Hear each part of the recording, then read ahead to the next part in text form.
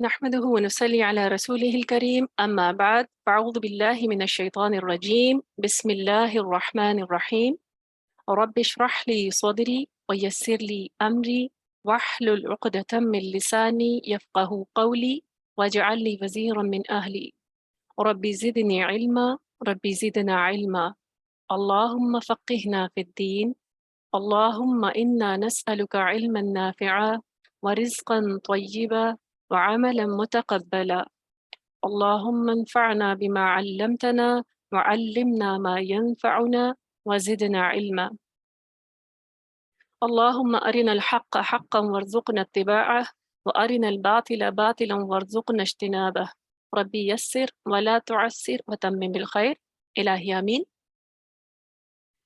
جی سورۃ البقرہ آیت نمبر 143 سے انشاءاللہ آج سٹارٹ کریں گے. رکوع نمبر 16 سٹارٹ ہوگا.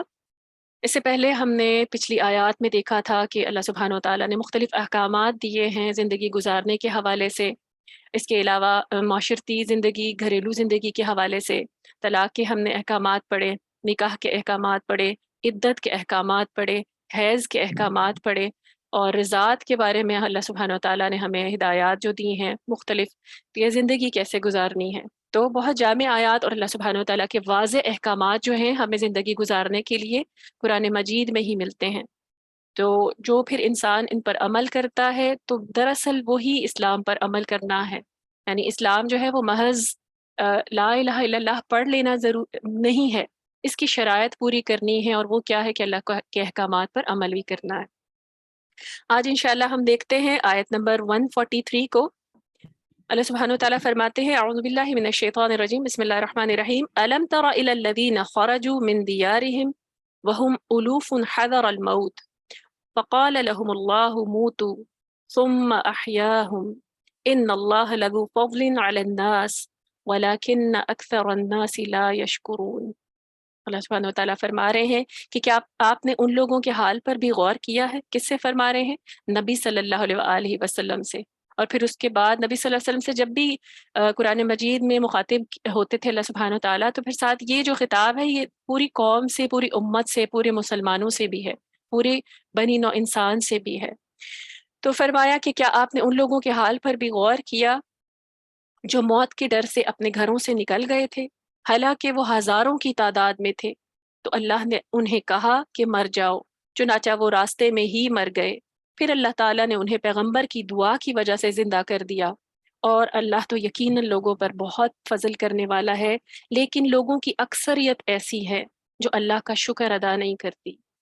اب یہاں پہ ایک قصے کا ذکر ہے، اور اللہ سبحانہ تعالیٰ اس قصے کا تذکرہ کر کے، کیونکہ دیکھیں ہم لوگ تو موجود نہیں تھے نا، یہ بنی اسرائیل کے دور کا ایک قصہ ہے جس کو نبی صلی اللہ علیہ وسلم کے ذریعے قرآن مجید میں وحی کے ذریعے بتایا گیا، نازل کیا گیا. اور اس میں نشانی کیا ہے کہ اللہ سبحانہ تعالیٰ ہر چیز پر قادر ہے. موت پر، زندگی پر انسان کا اختیار نہیں ہے، اور جہاں پر موت آنی ہے، جب آنی ہے، یہ اللہ سبحانہ تعالیٰ کا فیصلہ ہے.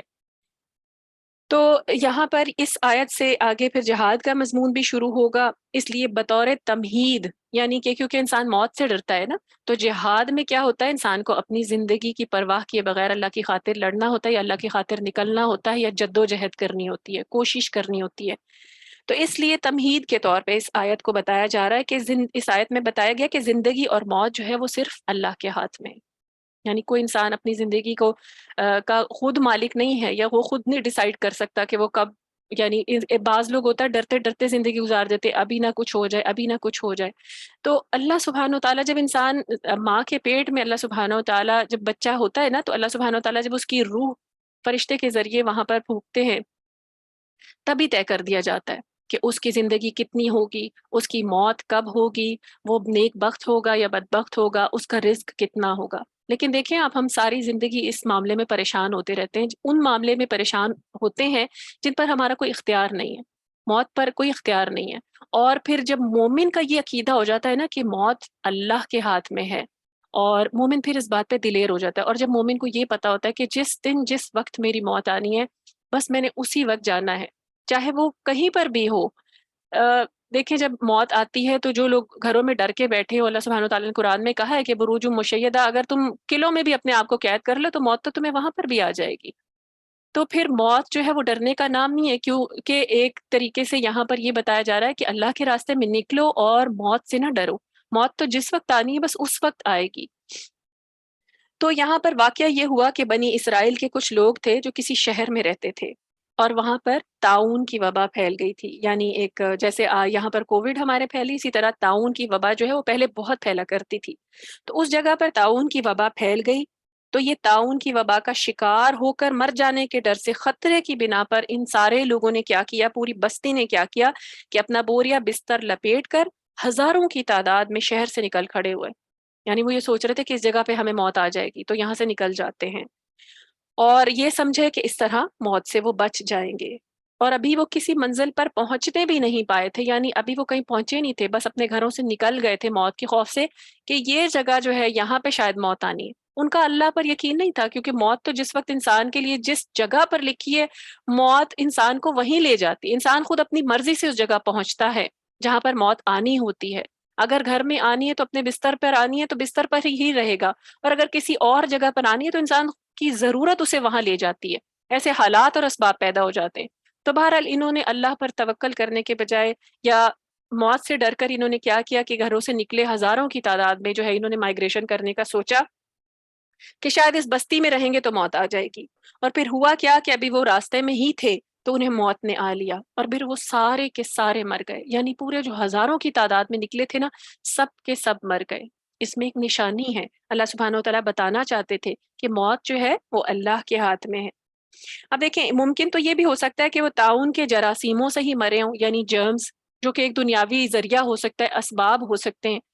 تو لیکن انہوں نے اللہ پہ بھروسہ نہیں کیا تھا، انہوں نے کیا کیا تھا، بزدلی دکھائی تھی۔ انہوں نے اللہ پر توکل نہیں کیا کہ موت تو اگر آنی ہے تو یہیں آ جائے گی، نہیں آئی ہوگی تو ہم بچ جائیں گے۔ تو پھر اللہ تعالیٰ نے سزا کے طور پہ، کیونکہ ان کا توکل نہیں تھا، تو ان سب کو ہی موت کے نیند سلا دیا۔ اگر وہ اللہ کی تقدیر پر بھروسہ کرتے ہوئے اپنے شہر میں ہی ٹھہرے رہتے تو شاید ممکن تھا کہ ان میں سے اکثر جو تھے وہ بچ جاتے۔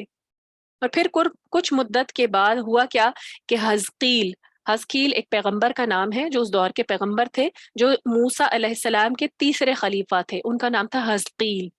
وہ ادھر سے گزرے اور یہ صورتحال دیکھ کر انہوں نے اللہ تعالیٰ سے دعا کی، یعنی اتنے ہزاروں لوگوں کو مرے ہوئے دیکھا، کیونکہ اللہ سبحانہ وتعالیٰ اس صورت میں ایک معجزہ دکھانا چاہتے تھے۔ تو وہ ابھی ایسے کوئی ڈی کمپوز نہیں ہوئے تھے، تو انہوں نے ان کو جب گزرتے ہوئے وہاں دیکھا تو انہوں نے اللہ سے دعا کی، اور اللہ تعالیٰ نے اپنی مہربانی سے انہیں دوبارہ زندگی عطا کی۔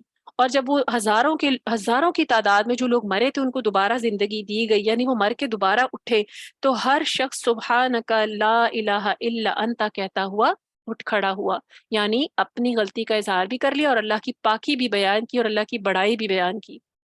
تو یہ کمزور ایمان کی نشانی ہوتی ہے کہ انسان جو ہے صرف اسباب پر بھروسہ کرتا ہے، اللہ پر توکل نہیں ہوتا۔ توکل دراصل ہے کیا؟ توکل یہ ہے کہ دنیاوی اسباب تو اختیار کریں لیکن ان اسباب پر بھروسہ نہ کریں۔ اصل بھروسہ تو اللہ پر ہے، موت تو اللہ کے ہاتھ میں ہے، اور زندگی بھی اللہ کے اختیار میں ہے۔ جب تک اس نے زندگی رکھی ہے تب تک کوئی بھی چیز ہمیں موت کی طرف نہیں لے کے جا سکتی۔ تو اصل جو چیز ہے اللہ سبحانہ و تعالیٰ نے یہاں پر اس آیت میں بتایا کہ بھروسہ اللہ پر رکھو، اللہ کے راستے میں نکلنا ہے تو اللہ پر توکل رکھو۔ تو اسی لیے اللہ سبحانہ و تعالیٰ نے اس آیات میں ایسے لوگوں کا ذکر کیا، اور ساتھ ہی کیا کہا، ان اللہ لذو فضل علی الناس، کہ اللہ تو اپنے بندوں پر بہت فضل کرنے والا ہے۔ اللہ تعالیٰ نے تو نعمتیں بھی عطا کی، زندگی، صحت عطا کی، اور لیکن اکثر لوگ ناشکرے ہیں۔ یہاں پہ کس ناشکری کا ذکر کیا گیا ہے؟ کہ اللہ پر توکل نہیں کرتے، اللہ پر بھروسہ نہیں کرتے۔ دیکھیں یہ جو موت جب انسان کو آتی ہے نا، مختلف اسباب کے ذریعے، کسی کو بیماری کے ذریعے آئی، کسی کو خدا نخواستہ کسی حادثے میں آ گئی، کوئی ناگہانی آفت آ گئی، کوئی وبا کی وجہ سے انسان چلا گیا، کوئی بھی ذریعہ ہو سکتا ہے، یہ ایک ذریعہ ہے، یہ موت کی وجہ نہیں ہے۔ وجہ کیا ہے؟ کہ اللہ تعالیٰ نے بس اتنی ہی زندگی رکھی تھی، وہ انسان دنیا میں اتنی ہی زندگی لے کے آیا تھا۔ تو مومن کا جو موت کے پیچھے بھی جو توکل ہے نا، وہ اللہ پر ہوتا ہے کہ جب موت آنی ہے تو پھر وہ ضرور آ جائے گی۔ اور پھر کیا کرتے ہیں، اللہ سبحانہ تعالیٰ نے کیا کہا کہ اکثر لوگ ناشکرے ہیں، اللہ پر توکل نہیں کرتے، صرف ذرائع کو دیکھتے رہتے ہیں۔ اور اسباب پر توکل کرتے ہیں، انہی کے ذریعے جو ہے انہی پر بھروسہ کرتے ہیں اور اللہ سے نہیں ڈرتے، موت سے ڈرتے ہیں۔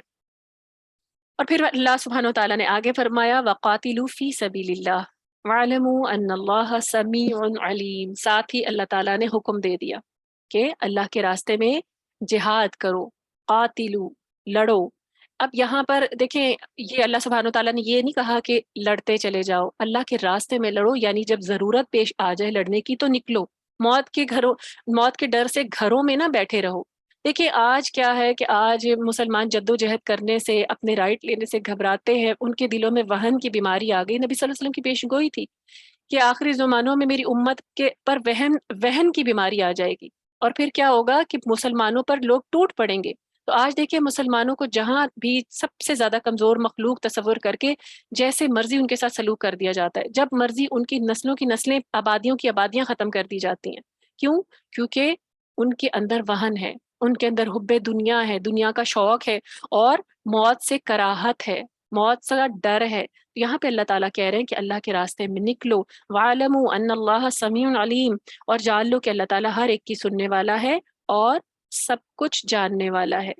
اب دیکھیں جہاد کا خیال تک نہ آنا جو ہے نا انسان کے دل میں، وہ نفاق کی علامت ہے۔ اسے نفاق کی علامت کیا کہا گیا کہ انسان کے دل میں کبھی خیال بھی نہ آئے کہ اگر کبھی موقع ہو تو میں جہاد بھی کروں اللہ کے راستے میں۔ اگر مومن ایسی چیز سے ڈرتا ہے، مومن نہیں ڈرتا، اگر کوئی انسان ایسی چیز سے ڈرتا ہے تو پھر وہ نفاق کے درجے میں آ جاتا ہے۔ تو اس آیت میں موت سے نہ ڈرنے والے اور نہ ڈرنے اور اللہ کے راستے میں جہاد کرنے کی ترغیب دی جا رہی ہے۔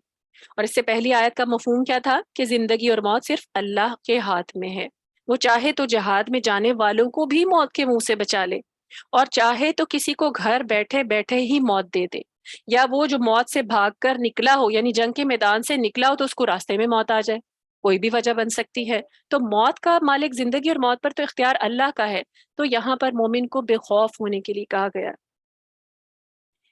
اور زندگی اور موت جو ہے اس پہ یقین رکھے کہ وہ اللہ ہی کے اختیار میں ہے۔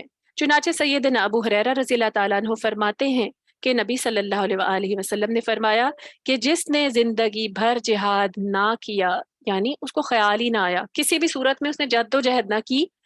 پہلے تو صورتیں جنگوں کی ہوا کرتی تھیں، لیکن آج بھی اگر ایسی صورت پیش آ جائے تو اپنے ایمان کا جائزہ لینے کی ضرورت ہے کہ کیا ہم اپنے آپ کو تیار رکھ پاتے کہ ہم اللہ کے راستے میں نکل سکیں یا اللہ کے راستے میں اپنی جان دے سکے۔ تو نبی صلی اللہ علیہ وسلم نے فرمایا کہ جس نے زندگی بھر جہاد نہ کیا ہو اور نہ ہی اس کے دل میں جہاد کرنے کا خیال پیدا ہوا ہو تو وہ منافق کی موت مرا۔ یہ صحیح مسلم کی حدیث ہے۔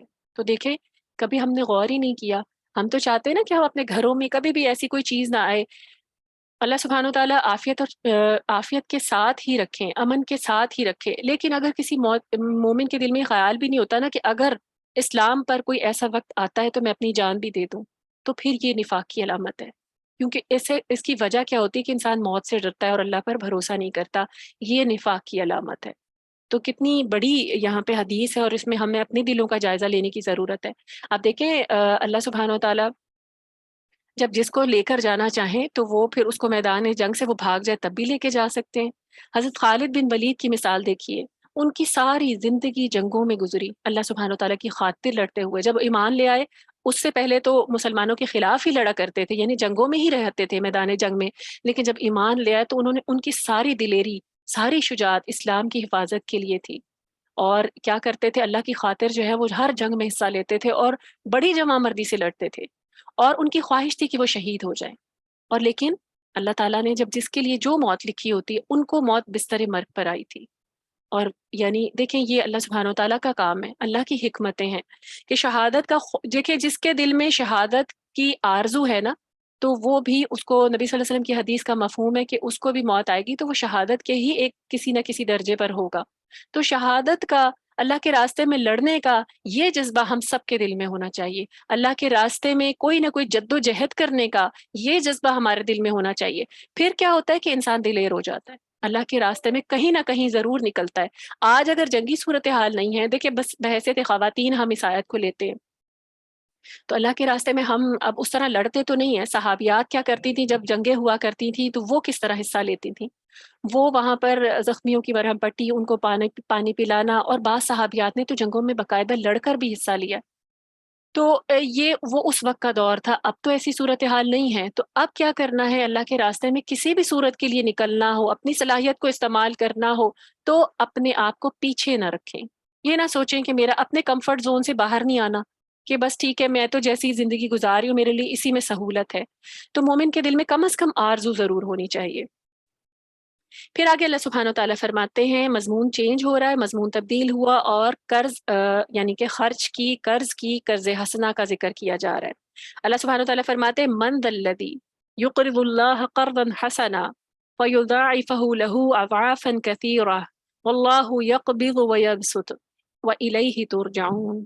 اللہ تعالیٰ پوچھ رہے ہیں مومنوں سے، قرآن میں خطاب ہے مجھ سے آپ سے، کون ہے جو اللہ کو قرض حسنہ دے گا؟ مجھ سے اور آپ سے بھی پوچھا جا رہا ہے، تمام مسلمانوں سے بھی پوچھا جا رہا ہے، تمام امت سے، کہ کون ہے جو اللہ تعالیٰ کو قرض حسنہ دے؟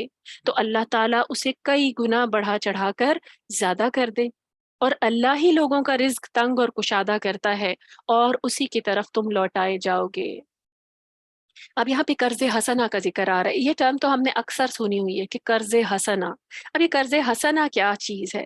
اس سے مراد دیکھیں، اس کو سمجھتے ہیں، قرض حسنہ سے مراد ایسا قرضہ ہے۔ قرض تو عام طور پہ ہوتا ہے نا کہ واپس لیے جانے والا، یہ قرض کیسا قرض ہے جو اللہ کو دیا جائے گا؟ یہ ایسا قرضہ ہے جو محض اللہ کی رضا کی خاطر فقراء کو، اقرباء کو، مساکین کو دیا جائے گا۔ یعنی اس میں فقراء بھی شامل ہیں، ان کو قرضہ دینا، یعنی ان کو اللہ کے راستے میں اللہ کی خاطر، صرف اللہ کی خاطر دینا، یا پھر اقربا یعنی ہمارے کوئی عزیز و اقارب ہیں جو کہ ضرورت مند ہیں، تو ان کو صرف اللہ کی رضا کی خاطر، اس میں کوئی اور ہمارا دنیاوی مقصد نہ ہو، نیت کچھ اور نہ ہو، اور اس کے علاوہ مساکین کو دی جائے گی۔ اور ادائیگی کے لیے انہیں تنگ نہ کیا جائے، یعنی انہوں نے مانگا ہے تو ان کو ادائیگی کے لیے تنگ نہ کیا جائے۔ کسی رشتہ دار نے قرض مانگ لیا ہے تو اللہ کی خاطر دے دیں، اس میں کوئی اور چیز نہ سوچیں، اور پھر اس کا تقاضا نہ کریں، ان کو تنگ نہ کریں، اور نہ ہی قرضہ دینے کے بعد ان کو جتلایا جائے کہ ان کے اوپر احسان چڑھا دیا جائے، اور پھر جب تک وہ دے نہ سکے، دینے کے قابل نہ ہو، تو وقتاً فوقتاً کہیں نہ کہیں بیٹھ کر ان پر یہ چیز جتائی جائے کہ دیکھو میں نے تو تمہارے ساتھ کتنی بھلائی کی ہے۔ یہ قرض حسنہ نہیں ہے۔ اور نہ ہی ان سے کسی قسم کی بےگار لی جائے کہ چلو اب اس کے بدلے ان سے کوئی فیور لیتے ہیں، کیونکہ ہم نے تو قرضہ دیا ہوا ان کو، یا ہم نے تو ان کو بینیفٹ دیا ہے، تو اب اس کے بدلے میں کسی قسم کی ان سے فیور لے لی جائے، ان کی کوئی مدد لے لی جائے، ان سے کوئی کام کروا لیا جائے۔ تو یہ قرض حسنہ نہیں ہے، کیونکہ اس میں تو انسان کا میوچل اپنا کہیں نہ کہیں اپنا مفاد چھپا ہوا ہے۔ تو مفاد کے بغیر صرف اللہ کی رضا کی خاطر قرض دینا، اور اگر مقروض فی الواقع تنگ دست اور ادائیگی سے معذور ہو تو اسے معاف ہی کر دینا، یہ بہت بڑا اجر ہے۔ کہ اگر واقعی آپ دیکھتے ہیں نا، بعض لوگ تو نا قرضہ لیتے ہیں اور وہ واپس کرنے کی نیت سے نہیں لیتے، صرف تنگ کرتے ہیں، وہ ٹھیک ٹھاک ہوتے ہیں مالی طور پر، ان کی بات نہیں ہو رہی۔ یہاں پہ بات ہو رہی ہے کہ اگر آپ کسی کو ایسا قرضہ دیتے ہیں، کوئی ضرورت مند ہے انتہائی، لیکن اس کے پاس وہ کشادگی آ ہی نہیں کہ وہ آپ کو لوٹائے، اور اس کی وجہ سے بعض لوگ دیکھیں ہمارے ارد گرد ایسی، ہماری سوسائٹی میں کتنی ایسی خبریں ہمیں پڑھنے کو بھی ملتی ہیں، سننے کو بھی ملتی ہیں، دیکھنے کو بھی ملتی ہیں، کہ قرض لیا ہوتا ہے اور وہ ادا نہیں کر پاتے تو وہ پھر کیا کرتے ہیں، اپنی زندگی کا خاتمہ کر لیتے ہیں تنگ آ کے۔ کیونکہ کیا وجہ ہوتی ہے کہ قرض خواہ جو ہیں وہ ان کو جینے نہیں دے رہے ہوتے۔ تو پھر کیا کرنا ہے؟ اصل چیز کیا ہے کہ اگر دیکھیں کہ ایسے لوگ ہیں جو دے ہی نہیں پا رہے، ان کی وسعت ہی نہیں ہے، تو پھر ان کو معاف کر دینا وہ قرض۔ یہ ہے قرض حسنہ، کہ آپ کے دل میں اس کے پیچھے اور کوئی غرض نہ ہو، صرف یہ ہو کہ میں نے اللہ کو راضی کرنا ہے۔ اور اس کے علاوہ اللہ کو قرض حسنہ دینے کا مفہوم اس سے بھی زیادہ وسیع ہے، جس میں انفاق فی سبیل اللہ کی تمام صورتیں آ جاتی ہیں۔ فی سبیل اللہ، فی سبیل اللہ کا مطلب کیا ہے؟ اللہ کے راستے میں۔ تو جب بھی ہم کوئی کام فی سبیل اللہ کرتے ہیں نا، اس وقت اپنی نیتوں کو چیک کرنے کی ضرورت ہے کہ واقعی یہ صرف اللہ کے راستے میں ہے، یا اس میں پیچھے کوئی ریاکاری تو نہیں ہے، اس میں اپنی شہرت تو نہیں چاہتی، میں نیک کہلوانا تو نہیں چاہتی، میں یہ تو نہیں چاہتی کہ باقیوں کو پتہ چل جائے کہ میں کتنی سخاوت کرتی ہوں، یا پھر میں یہ تو نہیں چاہتی کہ میں اس کو قرضہ دوں گی اور یا میں اس کے اوپر خرچ کروں گی، اسے پیسے دوں گی تو اس کے بعد اس سے سپیریئر ہو جاؤں گی، یا یہ تو نہیں چاہتی کہ میں اس کے بعد اسے احسان جتاؤں گی، ایسے تنگ کروں گی۔ تو فی سبیل اللہ کا مطلب ہے صرف اللہ کے راستے میں دینا۔ اب اس کے علاوہ دیکھیے قرض حسنہ جو ہے نا وہ جہاد فی سبیل اللہ یعنی اللہ کے راستے میں جہاد کی تیاری پر کے خرچ پر بھی دیا جا سکتا ہے۔ یہ صورتیں اس وقت تو بہت ہی نبی صلی اللہ علیہ وسلم کے دور میں جبکہ جنگیں ہوا کرتی تھیں اور اتنی وسعت نہیں ہوتی تھی، تو تمام صحابہ کو کہا جاتا تھا کہ وہ کچھ نہ کچھ لے کر آئیں مسلمانوں کی امداد کے لیے، کیونکہ دیکھیں ان کے پاس نہ لڑنے کے لیے تلواریں ہوتی تھیں نہ زرہیں ہوتی تھیں، جبکہ کافروں کے پاس اتنا وافر سامان ہوتا تھا، گھوڑے اور اس کے علاوہ زرہیں اور اس کے علاوہ تلواریں، کھانے پینے کا سامان۔ تو مسلمان بیچارے بے سر و سامانی کے، حتیٰ کہ ان کے پاس پیروں کے چپل بھی نہیں ہوتے تھے، ان کے پیروں کی کھال اتر جاتی تھی، لیکن اللہ کے راستے میں نکلتے تھے۔ تو ایسے جہاد فی سبیل اللہ جہاں پر اللہ کے راستے میں اسلام کو جو ہے مضبوط کرنے کے لیے، اسلام کو تقویت دینے کے لیے جو ہے وہ تیاری کی جا رہی ہے، وہاں پر مال دینا قرض حسنہ ہے، اللہ کو قرض دیا جا رہا ہے۔ اور آپ سوچیں آپ کس کو قرض دے رہے ہیں؟ اللہ نے اسے اپنے لیے قرض کہا ہے، کسی انسان کو نہیں کہا۔ اب دیکھیں آج کے دور میں ایسی صورتیں کیا ہو سکتی ہیں کہ اسلام کو ری انفورسمنٹ کی ضرورت ہے، تو ہم کہاں دے سکتے ہیں؟ آج اگر کہیں پر واقعی اللہ سبحانہ و تعالیٰ کی خاطر اس کے کلام کو پھیلانے کے لیے، اس کے دین کی اشاعت کے لیے کہیں پر کام ہو رہا ہے اور وہاں وسائل کم پڑ رہے ہیں، تو وہاں پر یہ قرض حسنہ کی صورت بنتی ہے۔ یہ ہے اللہ کے راستے میں جہاد، کیونکہ دیکھیں جہاد کی تو کئی صورتیں ہیں نا، تو جہاد فی سبیل اللہ اگر وہ قتال سے نہیں ہو رہا، اگر وہ قلم سے ہو رہا ہے تو وہاں پر ان کی مدد کی جائے۔ اگر کوئی کہیں پر پڑھایا جا رہا ہے، ادارہ ہے جہاں اللہ کے کلام کو پھیلایا جا رہا ہے، کیونکہ اللہ کے کلام کے ذریعے ہی تو دین پھیلے گا نا، اللہ کے کلام کے ذریعے ہی تو عقائد صحیح ہوں گے نا، اور اللہ کے کلام کو سمجھنے کے بعد ہی تو ہماری زندگیاں تبدیل ہوں گی نا۔ تو دیکھیں یہ کتنا بڑا جہاد ہے، چاہے تو یہ سب سے بڑا بلکہ جہاد ہے۔ اس میں بھی مدد کرنا جو ہے وہ قرض حسنہ کے مد میں ہی آتا ہے۔ ایسے قرضے کو اللہ تعالیٰ 700 گنا تک بلکہ اس سے بھی زیادہ بڑھا دیتے ہیں۔ قرض حسنہ، اللہ کو قرض دینا کوئی معمولی چیز نہیں ہے۔ اور پھر اس کے بڑھنے کا انحصار دیکھیں دو چیزوں پر ہوتا ہے۔ سب سے پہلی کیا چیز ہوگی؟ اللہ کے راستے میں مال دیا ہے تو خالصتاً اللہ کی رضامندی کے لیے دیا جائے، صرف اللہ کی رضا، کہ اللہ مجھ سے راضی ہو جائے اور کچھ نہیں سوچنا اس کے علاوہ۔ دیکھیں بعض اوقات ہم اپنے صدقات کے اوپر دیکھا جائے تو جو ہم صدقات دیتے ہیں نا، وہ ہم کس لیے دیتے ہیں؟ تاکہ مجھ پہ کوئی مصیبت نہ آئے، اور کبھی کوئی بیمار ہو جاتے تو صدقہ دیتے ہیں۔ اس کے بارے میں بھی ہمیں احادیث میں ثبوت ملتا ہے کہ دیا جائے صدقہ، بیماریوں کو دور بھی صدقے سے کیا جاتا ہے، بیماریوں کو علاج صدقے سے کیا جاتا ہے، کسی کی مصیبت کو ٹالنے کے لیے صدقہ دیا جاتا ہے، اللہ کے غضب کی آگ کو بجھانے کے لیے صدقہ دیا جاتا ہے، قبر کے عذاب سے حفاظت کے لیے صدقہ دیا جاتا ہے۔ لیکن اس سے بڑی صورت کیا ہو سکتی ہے؟ اس سے بڑی صورت یہ ہے کہ صرف اللہ کی رضا کے لیے جو ہے نا وہ صدقہ دیا جائے۔ کیا ہم نے کبھی ایسا صدقہ دیا جس میں پیچھے اور کچھ بھی نیت نہ ہو، کہ نہ تو یہ کہ میری کسی مصیبت سے حفاظت ہو جائے، نہ تو یہ کہ کسی کے سر کی بلا ٹل جائے، نہ تو یہ کہ کیونکہ ہمیں کوئی مشکل آتی ہے نا تو ہم صدقے دیتے ہیں، تو یہ ایک اچھا طریقہ ہے، لیکن اس سے بھی اوپر سپیریئر طریقہ یہ ہے کہ بغیر کسی مفاد کے صدقہ دیں، کہ یہ تو میں نے صرف اللہ کو دینا تھا اور اللہ کی رضا کے لیے دینا تھا، وہ سب سے سپیریئر صدقہ ہے۔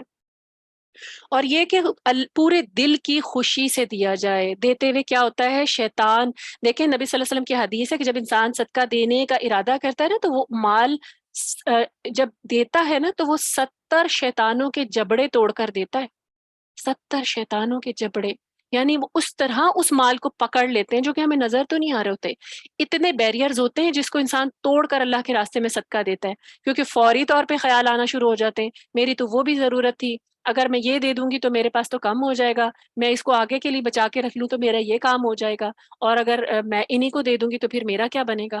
تو کتنی چیزیں ہیں، کتنے ایسے وسوسے ہیں کہ جب انسان صدقہ دینے کا ارادہ کرتا ہے تو فوراً دل میں آنا شروع ہو جاتے ہیں، تو جب اللہ کے راستے میں نکال دیتا ہے نا تو پھر وہ 70 شیطانوں کے جبڑے توڑ کر دیتا ہے، اور کتنی بڑی اچیومنٹ ہے کہ شیطان کے وسوسے کو دل میں آنے نہیں دیا۔ تو دل کی پوری خوشی سے، کہ یعنی یہ نہ ہو کہ اب اچھا ٹھیک ہے دے رہی ہوں اب کیا کروں، ٹھیک ہے دینا پڑا، نہیں، دل کی خوشی کے ساتھ دیا جائے، یہ ہے دراصل قرض حسنہ۔ اس کے ساتھ ہی اللہ تعالیٰ نے یہ بھی بتا دیا ساتھ کہ تمہارے خرچ کرنے سے فَيُضَاعِفَهُ لَهُ أَضْعَافًا كَثِيرًا، یعنی مال تمہارے خرچ کرنے سے کم نہیں ہوگا۔ دیکھیں یہ مال آ کہاں سے رہا ہے؟ میرے اور آپ کے پاس اگر مال زیادہ ہے تو کہاں سے آ رہا ہے؟ کسی کے پاس بہت کثرت کے انبار لگے ہوئے تو کہاں سے آ رہا ہے؟ یہ بھی تو دینے والا اللہ ہے، تو کیا پھر اس کے بعد نہیں دے گا جب آپ دے دیں گے تو اللہ تعالیٰ نے تو یہاں پہ یہ بتا دیا ہے کہ کمی کے ڈر سے مال خرچ کرنا نہ چھوڑو، کیونکہ دیکھیں یہ چیز جو ہے نا اللہ کے راستے پہ جب انسان دیتا ہے تو اور آتا ہے۔ یہ ایک کنویں کی مثال ہے، جب تک کنویں سے پانی نکالا جاتا ہے کنواں خشک نہیں ہوتا، جب کنویں سے پانی نکالنا چھوڑ دیا جاتا ہے تو کنواں خشک ہو جاتا ہے۔ تو یہی مثال ہے، جب تک اللہ کے راستے میں دیتے رہتے ہیں تو اللہ تعالیٰ دیتے رہتے ہیں، مزید نوازتے چلے جاتے ہیں، ایسی جگہوں سے رزق آتا ہے کہ انسان کا گمان بھی نہیں ہوتا۔ اور جب انسان کنجوسی، بخل یا شیطان کے وسوسے میں آ کر یا پھر اپنی تنگ دستی کے خوف سے روک لیتا ہے، روکنے والا بن جاتا ہے، تو اللہ تعالیٰ بھی روک لیتے ہیں۔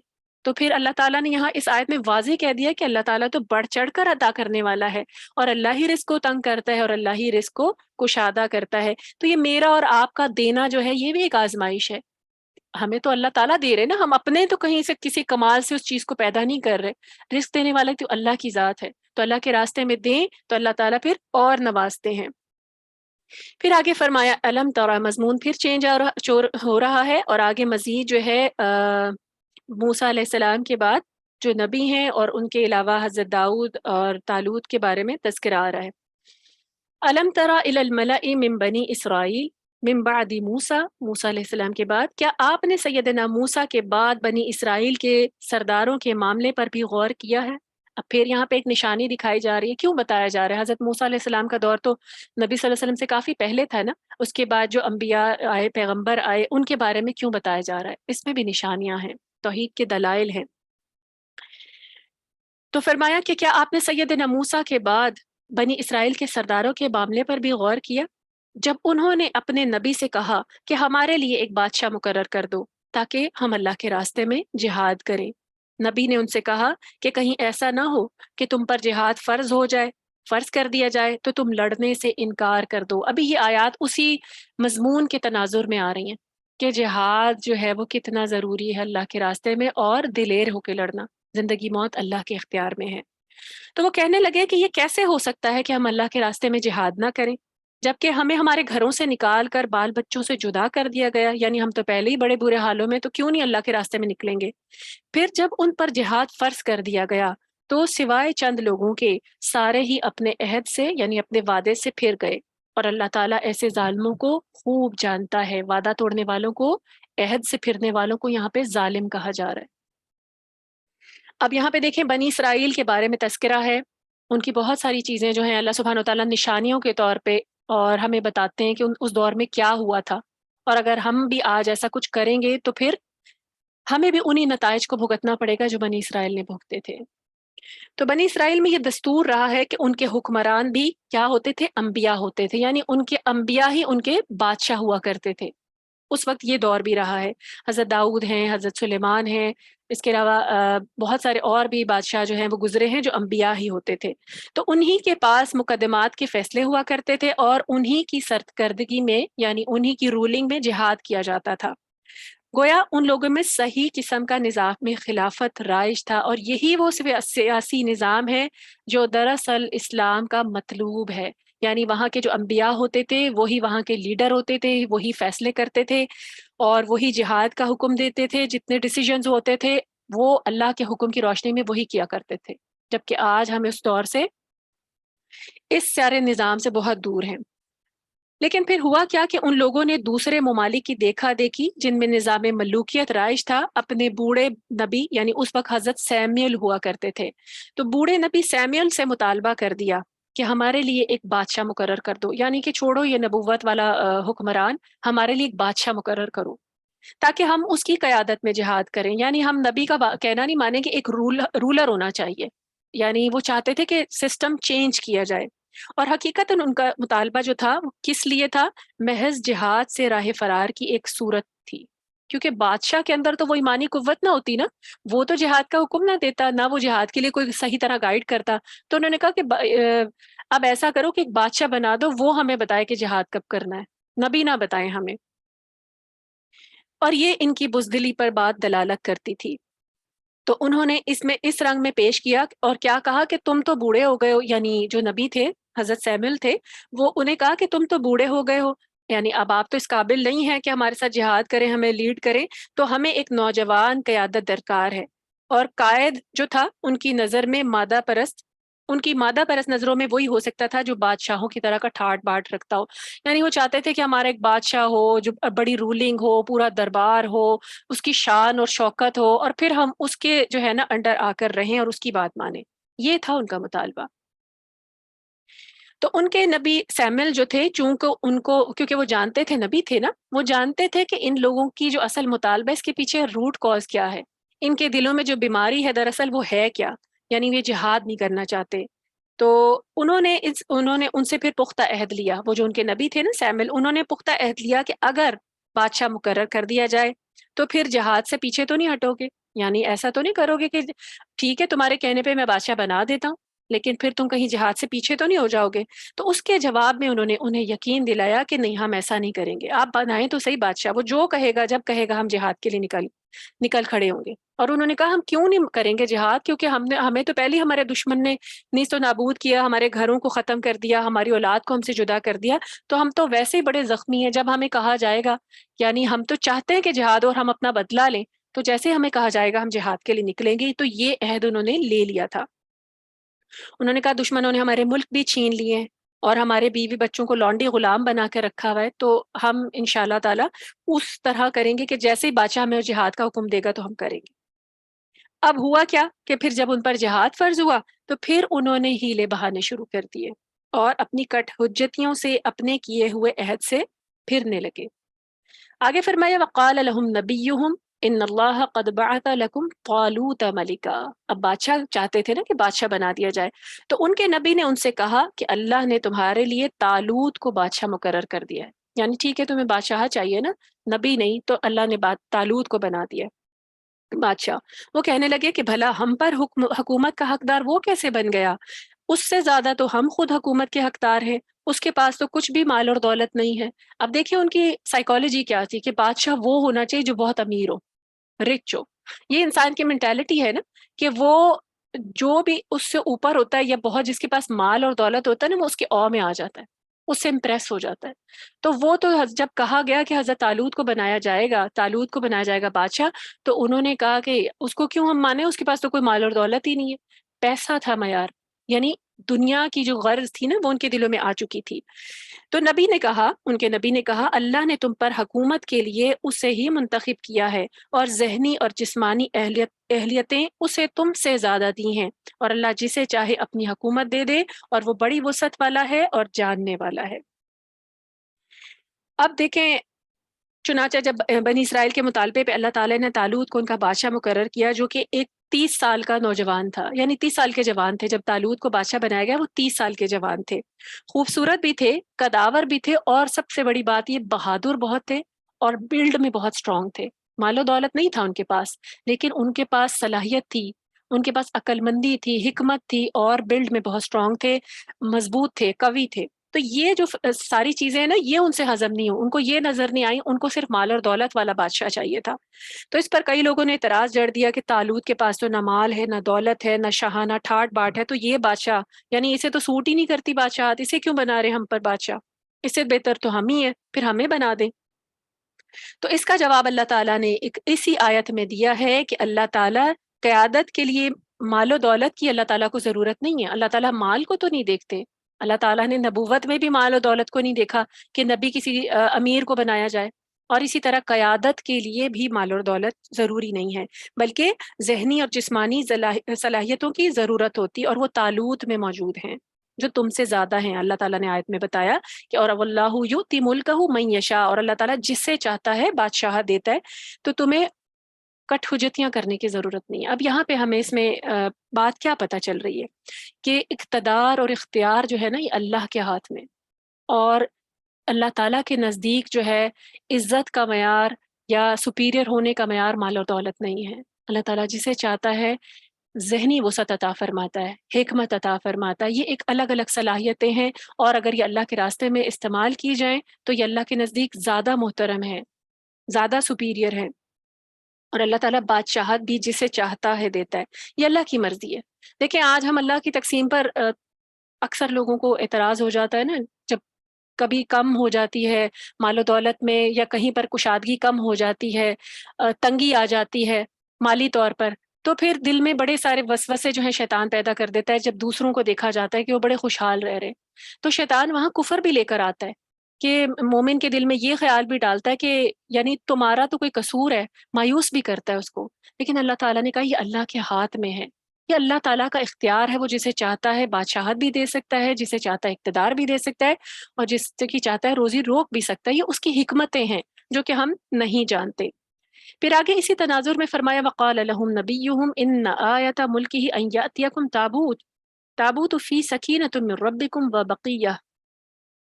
نیز ان کے نبی نے ان سے کہا کہ طالوت کی بادشاہی کی علامت کیا ہے، یعنی یہ جو طالوت کو بادشاہ بنایا گیا اس کی ایک علامت ہے، اس کا ایک سائن ہے جو اللہ کی طرف سے ہے، وہ یہ ہے کہ اس کے عہد حکومت میں تمہارے پاس وہ صندوق یعنی تابوت سکینہ آ جائے گا جس میں تمہارے رب کی طرف سے سکون قلب کا سامان ہے، اور وہ باقی ماندہ اشیاء بھی ہیں جو آل موسیٰ اور آل ہارون نے چھوڑی تھیں، یعنی پیغمبروں کی جو ان کی جو بچی ہوئی چیزیں تھیں، ان کے جو ترکہ تھا، اس صندوق کے فرشتے اٹھا کر لے کر آئیں گے، یعنی یہ نشانی ہوگی۔ اگر تم ایمان لانے والے ہو تو اس واقعے میں بھی تمہارے لیے بڑی نشانی ہے، یعنی تم ایک نشانی دکھائی جائے گی کہ طالوت جب اس کا عہد حکومت ہوگا تو تمہارے پاس جو ہے وہ تابوت سکینہ واپس آ جائے گا جو چھین لیا گیا تھا۔ اب دیکھیں تابوت سکینہ کیا تھا؟ اس صندوق کو بنی اسرائیل عہد کا صندوق کہتے تھے، یعنی رول کرنے کا ان کے لیے ضروری تھا، یعنی عہد کا صندوق کہتے تھے، جس میں آل موسیٰ اور ہارون کے تبرکات رکھے ہوئے تھے۔ یہ تبرکات کیا چیز تھی؟ اس تابوت میں تھا کیا؟ اس میں پتھر کی وہ تختیاں تھیں جو کوہ طور پر اللہ تعالیٰ نے موسیٰ علیہ السلام کو عطا کی تھیں، جس پہ 10 کمانڈمنٹس یعنی تورات کی جو احکامات ہیں وہ لکھے ہوئے تھے، اور تورات کا وہ اصل نسخہ جسے موسیٰ علیہ السلام نے پھر خود لکھوایا تھا، جو کہ ایک بوتل میں بند رہتا تھا، یعنی وہ پھر ایک اسکرول پر بھی لکھوایا گیا تھا۔ پہلے تو تختیوں پہ انگریوڈ تھا، پھر وہ کاغذ کی اسکرولز پر لکھوایا حضرت موسیٰ نے، وہ بھی اسی تابوت سکینہ میں تھا۔ اور تورات کی وہ سارے احکامات تھے جو بنی اسرائیل پر نازل ہوتے رہتے تھے۔ اس کے علاوہ اس تابوت سکینہ میں حضرت موسیٰ کا وہ عصا بھی تھا جو اللہ کا معجزہ تھا نا، جو سانپ اور اژدہا بھی بن گیا تھا۔ ہم اس کا ذکر آگے بھی پڑھیں گے، آپ سب جانتے ہوں گے کہ وہ موسیٰ علیہ السلام کے اللہ تعالیٰ کے حکم سے جو ہے وہ ان کو معجزہ عطا کیا گیا، اور جب فرعون کے دربار میں گئے تھے تو وہ اژدہا بن گیا تھا۔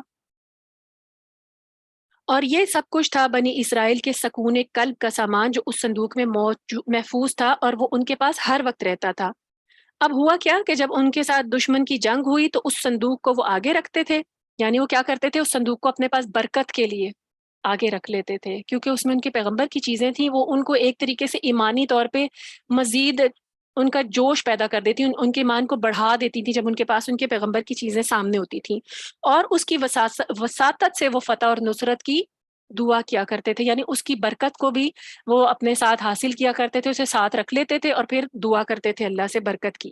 تو ایک لڑائی کے موقع پر ہوا کیا کہ مشرک بادشاہ جالوت، یعنی بادشاہ تو طالوت کا بنایا گیا، مشرک بادشاہ تو جو تھا اس کا نام جالوت تھا، جالوت نے ان پر غالب آ کے پھر ان سے وہ تابوت سکینہ چھین لیا تھا، اور وہ لوگ پھر اسے اپنے ساتھ لے گئے تھے، یعنی جالوت کی قوم جو تھی وہ ساتھ لے گئی تھی، اور اس صندوق کے چھن جانے کو بنی اسرائیل نے اپنی نحوست تصور کیا تھا، اور انہوں نے یہ سوچا تھا کہ اب یہ جو ہے یعنی ان کا ڈکلائن ہو گیا ہے، ان کی تنزلی ہو گئی ہے، اب ہمیشہ کے لیے ڈکلائن ہو جائے گا، یعنی ان کو کبھی بھی فتح نہیں ملے گی، اس طریقے سے یعنی مورلی وہ ڈاؤن ہو گئے تھے، اور پھر وہ اس کی موجودگی کو فتح اور نصرت کا سامان سمجھا کرتے تھے۔ تو دیکھیں پھر ان کے نبی نے ان کو کیا کہا کہ طالوت کا عہد ہوگا، تو میں اس کے عہد میں وہ تابوت سکینہ جو ہے وہ واپس مل جائے گا، اور کون لے کر آئے گا؟ فرشتے لے کر آئیں گے۔ اب فرشتے کیسے لے کر آئیں گے؟ فرشتے کیا باقاعدہ اٹھا کر لائے تھے؟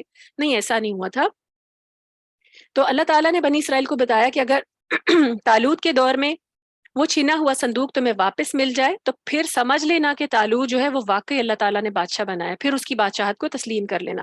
ہوا کیا پھر جب طالوت کو بادشاہ بنایا گیا تو ہوا یہ کہ ان کے جو چھیننے والے مشرک تھے نا، جو لے کے گئے تھے اس تابوت کو، اور جس شہر میں وہ رکھا گیا تھا، وہاں پر کیا ہوا کہ وبائیں پھوٹ پڑی، ایک دم جو ہے اتنی آفتیں آنا شروع ہو گئیں، وبائیں پھوٹ پڑی، مصیبتیں نازل ہونا شروع ہوئیں۔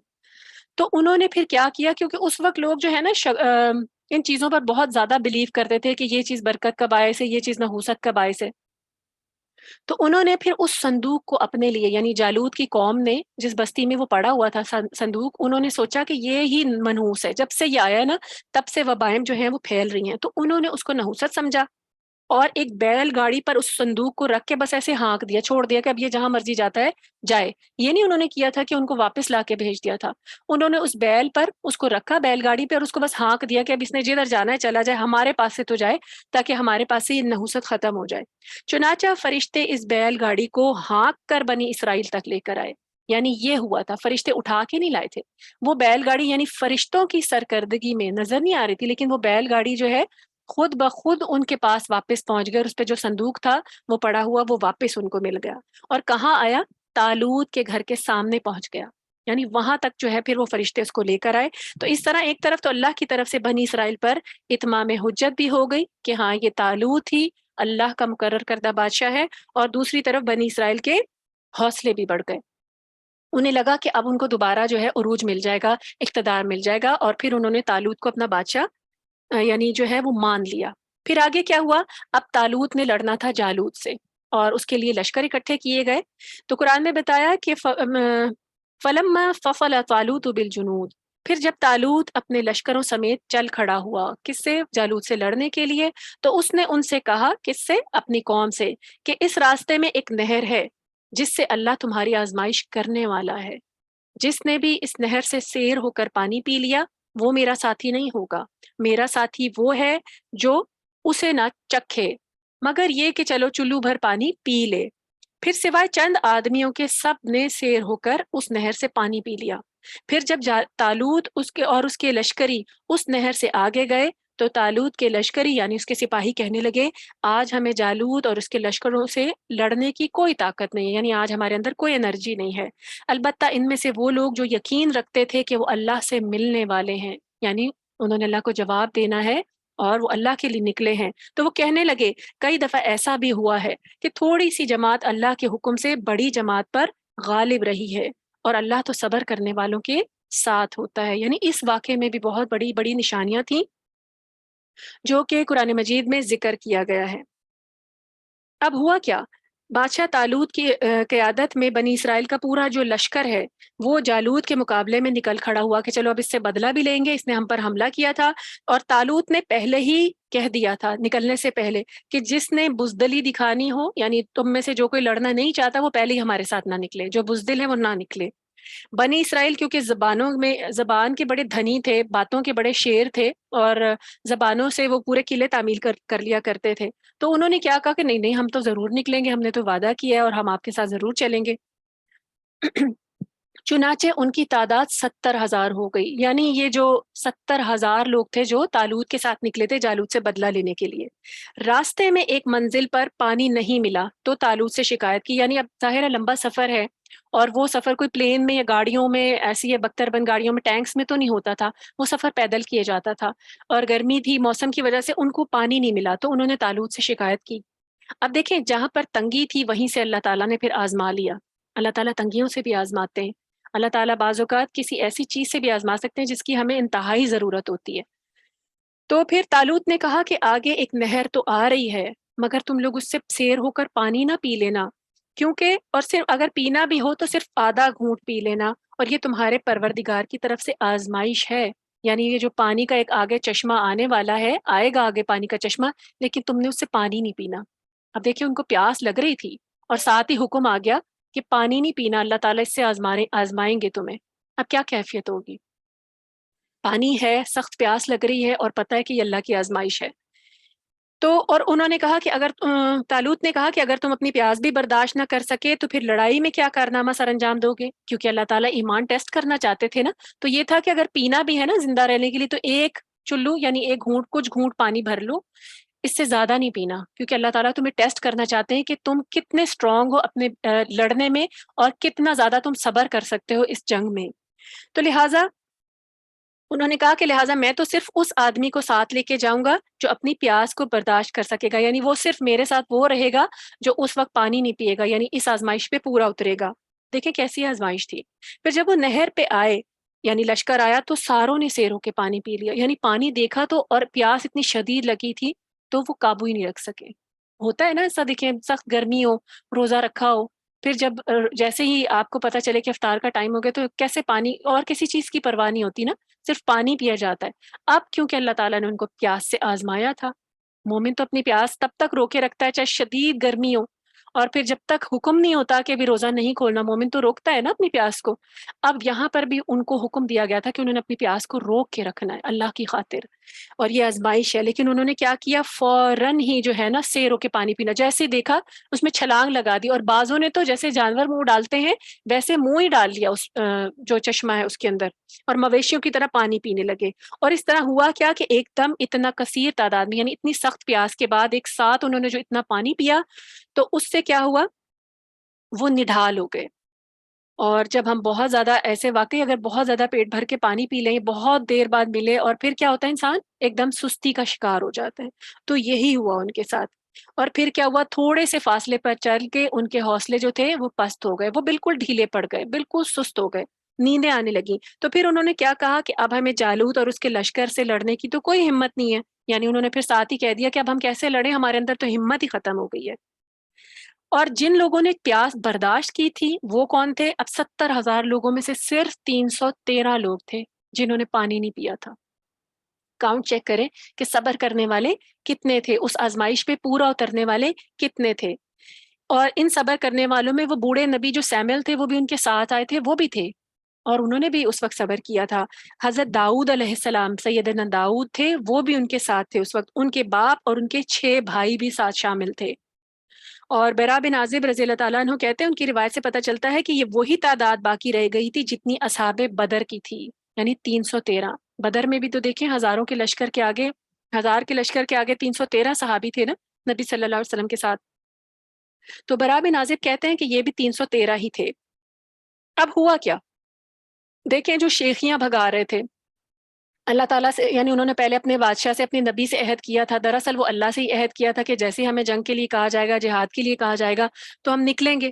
تو پھر کیا ہوا، ان کا ایمان کتنا کمزور تھا کہ وہ اس آزمائش پہ پورے نہیں اتر سکے، اللہ نے جنگ سے پہلے انہیں آزمایا تھا۔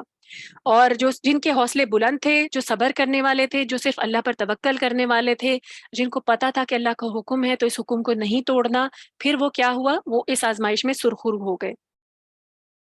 اور پھر انہوں نے اس آیت میں پتا چلا کہ وہ انہوں نے کیا کہا، وہ کہنے لگے کہ اگر ہم تھوڑے سے بھی باقی رہ گئے ہیں تو کیا ہوا، یعنی اب دیکھیں ان کا حوصلہ چیک کریں، 70,000 لوگوں میں سے 313 بچ جائیں تو پھر ان کے حوصلے تو آٹومیٹکلی پست ہو سکتے ہیں کہ اب کیا کریں، یہ تو ہم اتنے تھوڑے سے رہ گئے۔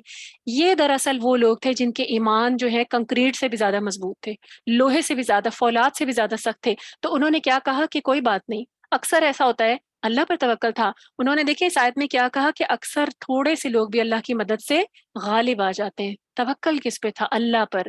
تو یہاں پر بھی ان کا توکل آزمایا گیا، یہاں پر بھی ان کا صبر آزمایا گیا۔ تو دیکھیں اکثر ہماری بھی آزمائشیں ہوتی ہیں ایسے ڈھکے چھپے، ہمیں پتہ بھی نہیں چلتا، کسی سختی سے، کسی مشکل سے، بعض اوقات کسی ایسی چیز سے جس کی ہمیں ضرورت ہو، ہماری آزمائش ہو جاتی ہے اور ہمیں پتہ نہیں ہوتا۔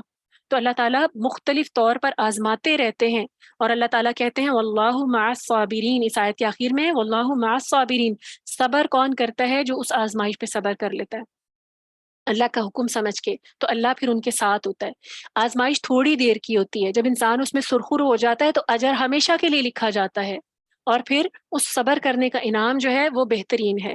پھر آگے فرمایا وَلَمَّا بَرَزُوا لِجَالُوتَ وَجُنُودِهِ، اور پھر قالوا ربنا افرغ علينا صبرا وثبت اقدامنا وانصرنا على القوم الكافرین۔ دیکھیں ان صبر کرنے والوں نے دعا بھی کتنی خوبصورت مانگی، قرآن مجید میں اکثر ایسی قرآنی دعائیں ملتی ہیں، اور یہ کتنی خوبصورت دعا ہے کہ انہوں نے اللہ سے مانگی دعا صبر کی، کہ اللہ ہم پر صبر انڈیل دے، افرغ علینا، ہم پر انڈیل دے صبر، یعنی صبر کا فیضان کر دے۔ یعنی کہا کہ جب ان کا جالوت اور اس کے لشکروں سے مقابلہ ہوا تو کہنے لگے اے ہمارے رب ہم پر صبر انڈیل دے اور ہمیں ثابت قدم رکھ، اور ان کافروں کے مقابلے میں ہماری مدد فرما۔ مدد کس سے مانگی، یہ نہیں دیکھا 313 ہے، انہیں پتا تھا مدد کرنے والا کون ہے، مدد مانگنی کس سے ہے۔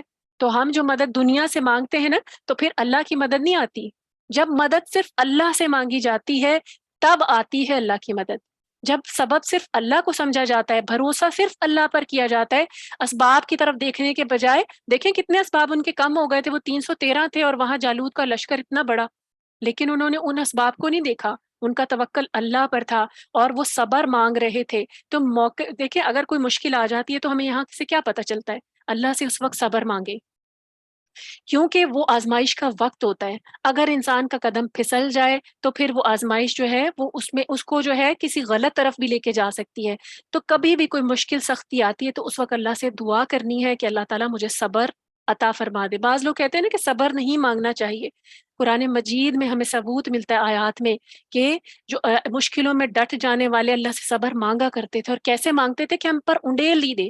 انڈیلنا کیسے ہوتا ہے کہ سر سے پاؤں تک ہمیں صبر کا مجسمہ بنا دے، مجسم کر دے.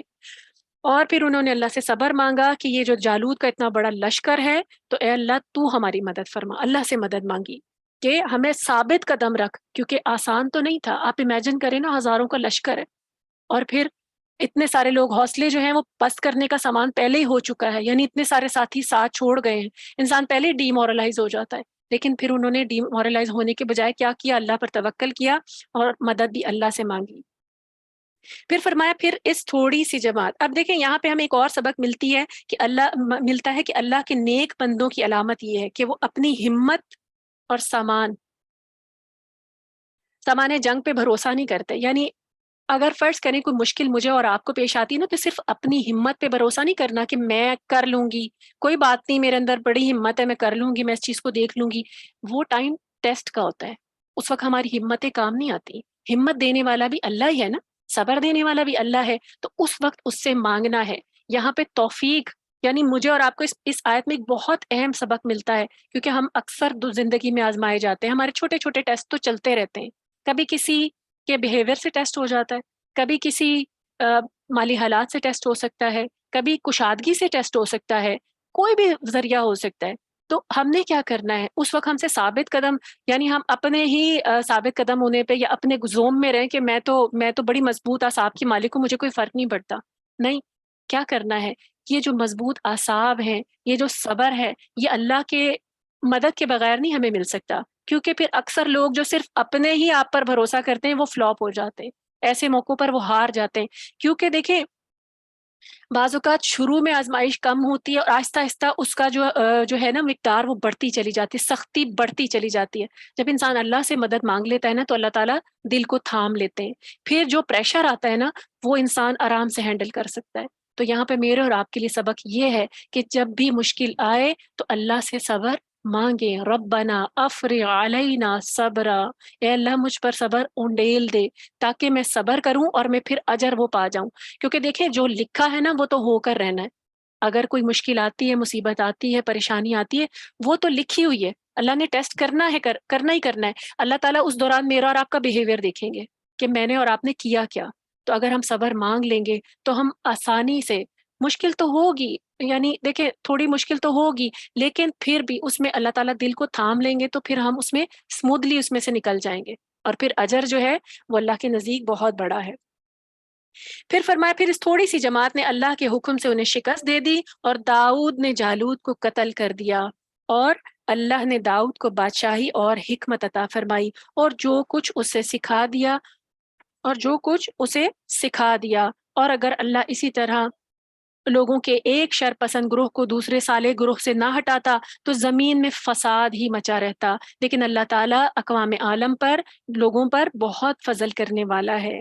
اب یہاں پہ دیکھیں ایک چھوٹی سی جماعت 313 کی ہزاروں کے لشکر کو انہوں نے اپنی ایمانی قوت سے، اللہ کی مدد سے، جو اللہ نے ان کو صبر دے دیا تھا نا، جو ثابت قدمی دے دی تھی، اس سے پھر ان کو پیچھے ہٹنے سے وہ رک گئے اور وہ ڈٹے رہے. اور اتنا حوصلہ تھا کہ انہوں نے ہزاروں کے لشکر کو ڈیفیٹ کر دیا. تو اللہ سے صبر بھی مانگنا ہے اور ثابت قدمی سب سے. دیکھیں بہت ساری چیزیں ایسی آتی ہیں میرے اور آپ کے، ہم سب اکثر اس چیز کو ایکسپیرینس کرتے ہیں کہ ہماری زندگی میں کوئی ایسا فیز شروع ہوتا ہے، ہم بڑے، یا اللہ کے راستے میں ہی اس مثال لے لے کے ہم نکلتے ہیں بڑے حوصلوں سے، بڑے دعوے کر کے.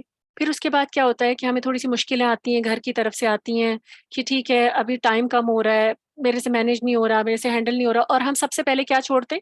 اللہ کا راستہ. ہم اپنے گھر کے کسی کام کو نہیں چھوڑتے. ہم سب سے پہلے کس چیز سے اپنی استقامت جو ہے، اپنے قدم پیچھے ہٹاتے؟ اللہ کے راستے سے. کیونکہ وہ تو ہمیں فوراً ریوارڈ ملتا ہوا نظر نہیں آ رہا ہوتا نا. تو ہم کیا کرتے ہیں کہ نہیں، اپنی چیزوں کو مینج کرنے کے بجائے ہم سب سے پہلا جو دھیان ہے، اپنی استقامت ہماری کہاں کم ہو جاتی ہے، وہ اللہ کے راستے میں. تو یہ بھی اللہ سے مانگنی ہے. آج اگر ہم اللہ کے راستے میں نکلتے ہیں، جنگی صورتیں، میدان جنگ نہیں ہے، لیکن اللہ کے راستے میں نکلنے کی اور صورتیں تو ہیں. اللہ کے علم کو سیکھنا، اللہ کی راہ میں اللہ کے علم کو سیکھنے کے لیے نکلنا، یہ بھی تو اللہ کے راستے میں نکلنے کی صورت ہے۔ تو اگر یہاں پر مشکل آتی ہے تو استقامت اللہ سے مانگنی ہے۔ یہ نہیں کرنا کہ جب بھی مشکل آئی، ذرا سی سکویز آئی، ذرا سی گھر میں تنگی ہوئی، وقت کی کمی کا شکار ہوئے، تو سب سے پہلے کیا کیا؟ اللہ کا راستہ چھوڑ دیا۔ استقامت ہی نہیں ہے۔ تو اللہ سے استقامت مانگے کہ جس حوصلے سے کوئی چیز، کوئی کام اللہ کے راستے میں آپ نکلے ہیں، کوئی کام شروع کیے ہے، چاہے وہ علم کا کام ہے، چاہے دین کا کوئی کام ہے، چاہے لوگوں کی مدد کا کام ہے، کوئی بھی کام ہے، تو کیا کریں؟ استقامت کے ساتھ اس کے آخر تک جائیں۔ اللہ سے استقامت مانگ کر ہی انسان جو ہے اس کام کو تکمیل تک احسن طور پہ پہنچا سکتا ہے۔ ورنہ دیکھیں کتنے لوگ ہیں اس جنگ میں، دیکھیں 70,000 لوگ تھے نا جو نکلے تھے دعویٰ کرتے ہوئے۔ تو دعوے تو بہت لوگ کرتے ہیں، لیکن پھر کیا ہوتا ہے؟ چھٹ جاتے ہیں۔ جیسے جیسے مشکل کی جو مقدار ہے وہ بڑھتی چلی جاتی ہے نا، لوگوں کے حوصلے، ایمان میں جتنی قوت ہوگی نا، استقامت میں، کیونکہ ایمان ہوتا ہے اللہ پر توکل کرنے سے آتا ہے، تو جتنی مضبوطی ہوگی نا میرے اور آپ کے ایمان میں، اتنی زیادہ ہم مشکلوں کے آگے کھڑے رہیں گے، استقامت سے ڈٹے رہیں گے، صبر کرتے رہیں گے، حتیٰ کہ اللہ تعالیٰ وہ آزمائش جو ہے وہ ختم کر دیں گے اور ہم سرخرو ہو جائیں گے۔ تو یہ ہے کرنے کا کام، استقامت، صبر، یہ جو ہے مومن کے ہتھیار ہیں کہ دعا کے ذریعے مانگے جائیں گے، اللہ سے رجوع کیا جائے گا۔ تو دیکھیں مومنوں کا کام یہی ہے کہ وہ صبر اور ثابت قدمی سے فتح حاصل کر لیتے ہیں، ہر مشکل پہ، ہر پریشانی میں وہ فتح یاب ہو جاتے ہیں، وہ ڈیگریڈ نہیں ہوتے۔ کیونکہ عام طور پہ کیا ہوتا ہے ہماری زندگی میں، کبھی کوئی ایسی مشکل آ جائے تو جن کا اللہ پر ایمان کم ہوتا ہے نا، وہ ڈپریشن میں بھی چلے جاتے ہیں۔ بہت سارے ہمارے ارد گرد ایسے ہمارے ساتھی ہوتے ہیں، دین پڑھتے ہیں، دین جانتے ہیں، اور دیکھیں آزمائش آتی ہے، ایسا نہیں اللہ تعالیٰ کیا صرف نیکوں کو آزمائے گا؟ نہیں، ان پر تو زیادہ آزمائشیں آتی ہیں۔ تو جب انسان اللہ کے راستے میں نکالا تھا، شیطان تو پیچھے لگتا ہے، لیکن ساتھ ساتھ اللہ بھی آزمانا شروع کر دیتے ہیں کہ میں دیکھوں تو صحیح کہ کتنا خالص ہے، میں دیکھوں تو صحیح اپنے دعوے میں کتنا سچا ہے۔ تو پھر کیا ہوتا ہے؟ پھر انسان جو ہے جب جمع رہتا ہے تو اور ثابت قدمی اختیار کرتا ہے، تو پھر وہ غالب آ جاتا ہے۔ پھر آگے فرمایا فَهَزَمُوهُمْ فَهَزَمُوهُمْ بِإِذْنِ اللَّهِ، پھر اس تھوڑی سی جماعت نے اللہ کے حکم سے انہیں شکست دے دی، اور داؤد نے جالوت کو قتل کر دیا، اور اللہ نے داؤد کو بادشاہی اور حکمت عطا فرمائی۔ اب دیکھیں سیدنا داؤد علیہ السلام کا ذکر آیا ہے اس آیت میں۔ سیدنا داؤد علیہ السلام اپنے بھائیوں میں سب سے چھوٹے تھے، کافی بھائی تھے ان کے، 6 بھائی، اور پھر یہ بکریاں چرایا کرتے تھے۔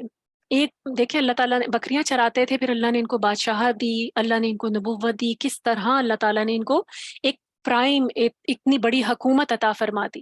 اور یہ بہت زیادہ جو ہے نیک تھے، اللہ کے آگے جھکنے والے تھے، رجوع کرنے والے تھے، اور یہ بہت پھرتیلے، مضبوط اور ایکٹیو تھے، چست بدن والے تھے، یعنی ڈھیلے ڈھالے سے نہیں تھے۔ اللہ کو نا مومن جو ہے وہ ایکٹیو، بہت مومن پسند ہے۔ اور یہ چیز جو ہے نا نبی صلی اللہ علیہ وسلم کی احادیث سے پتہ چلتی ہے کہ اللہ تعالیٰ کو اپنا مومن بندہ وہ زیادہ پسند ہے جو ہے وہ سستی نہیں دکھاتا چیزوں میں۔ ایمان تو ہوتا ہے لیکن سست نہیں ہوتا ہے۔ جو اکثر لوگ ہوتے ہیں وہ سستی کا شکار ہو کے نیکیوں میں پیچھے رہ جاتے ہیں۔ ایمان دل میں ہوتا ہے لیکن سستی آڑے آ جاتی ہے۔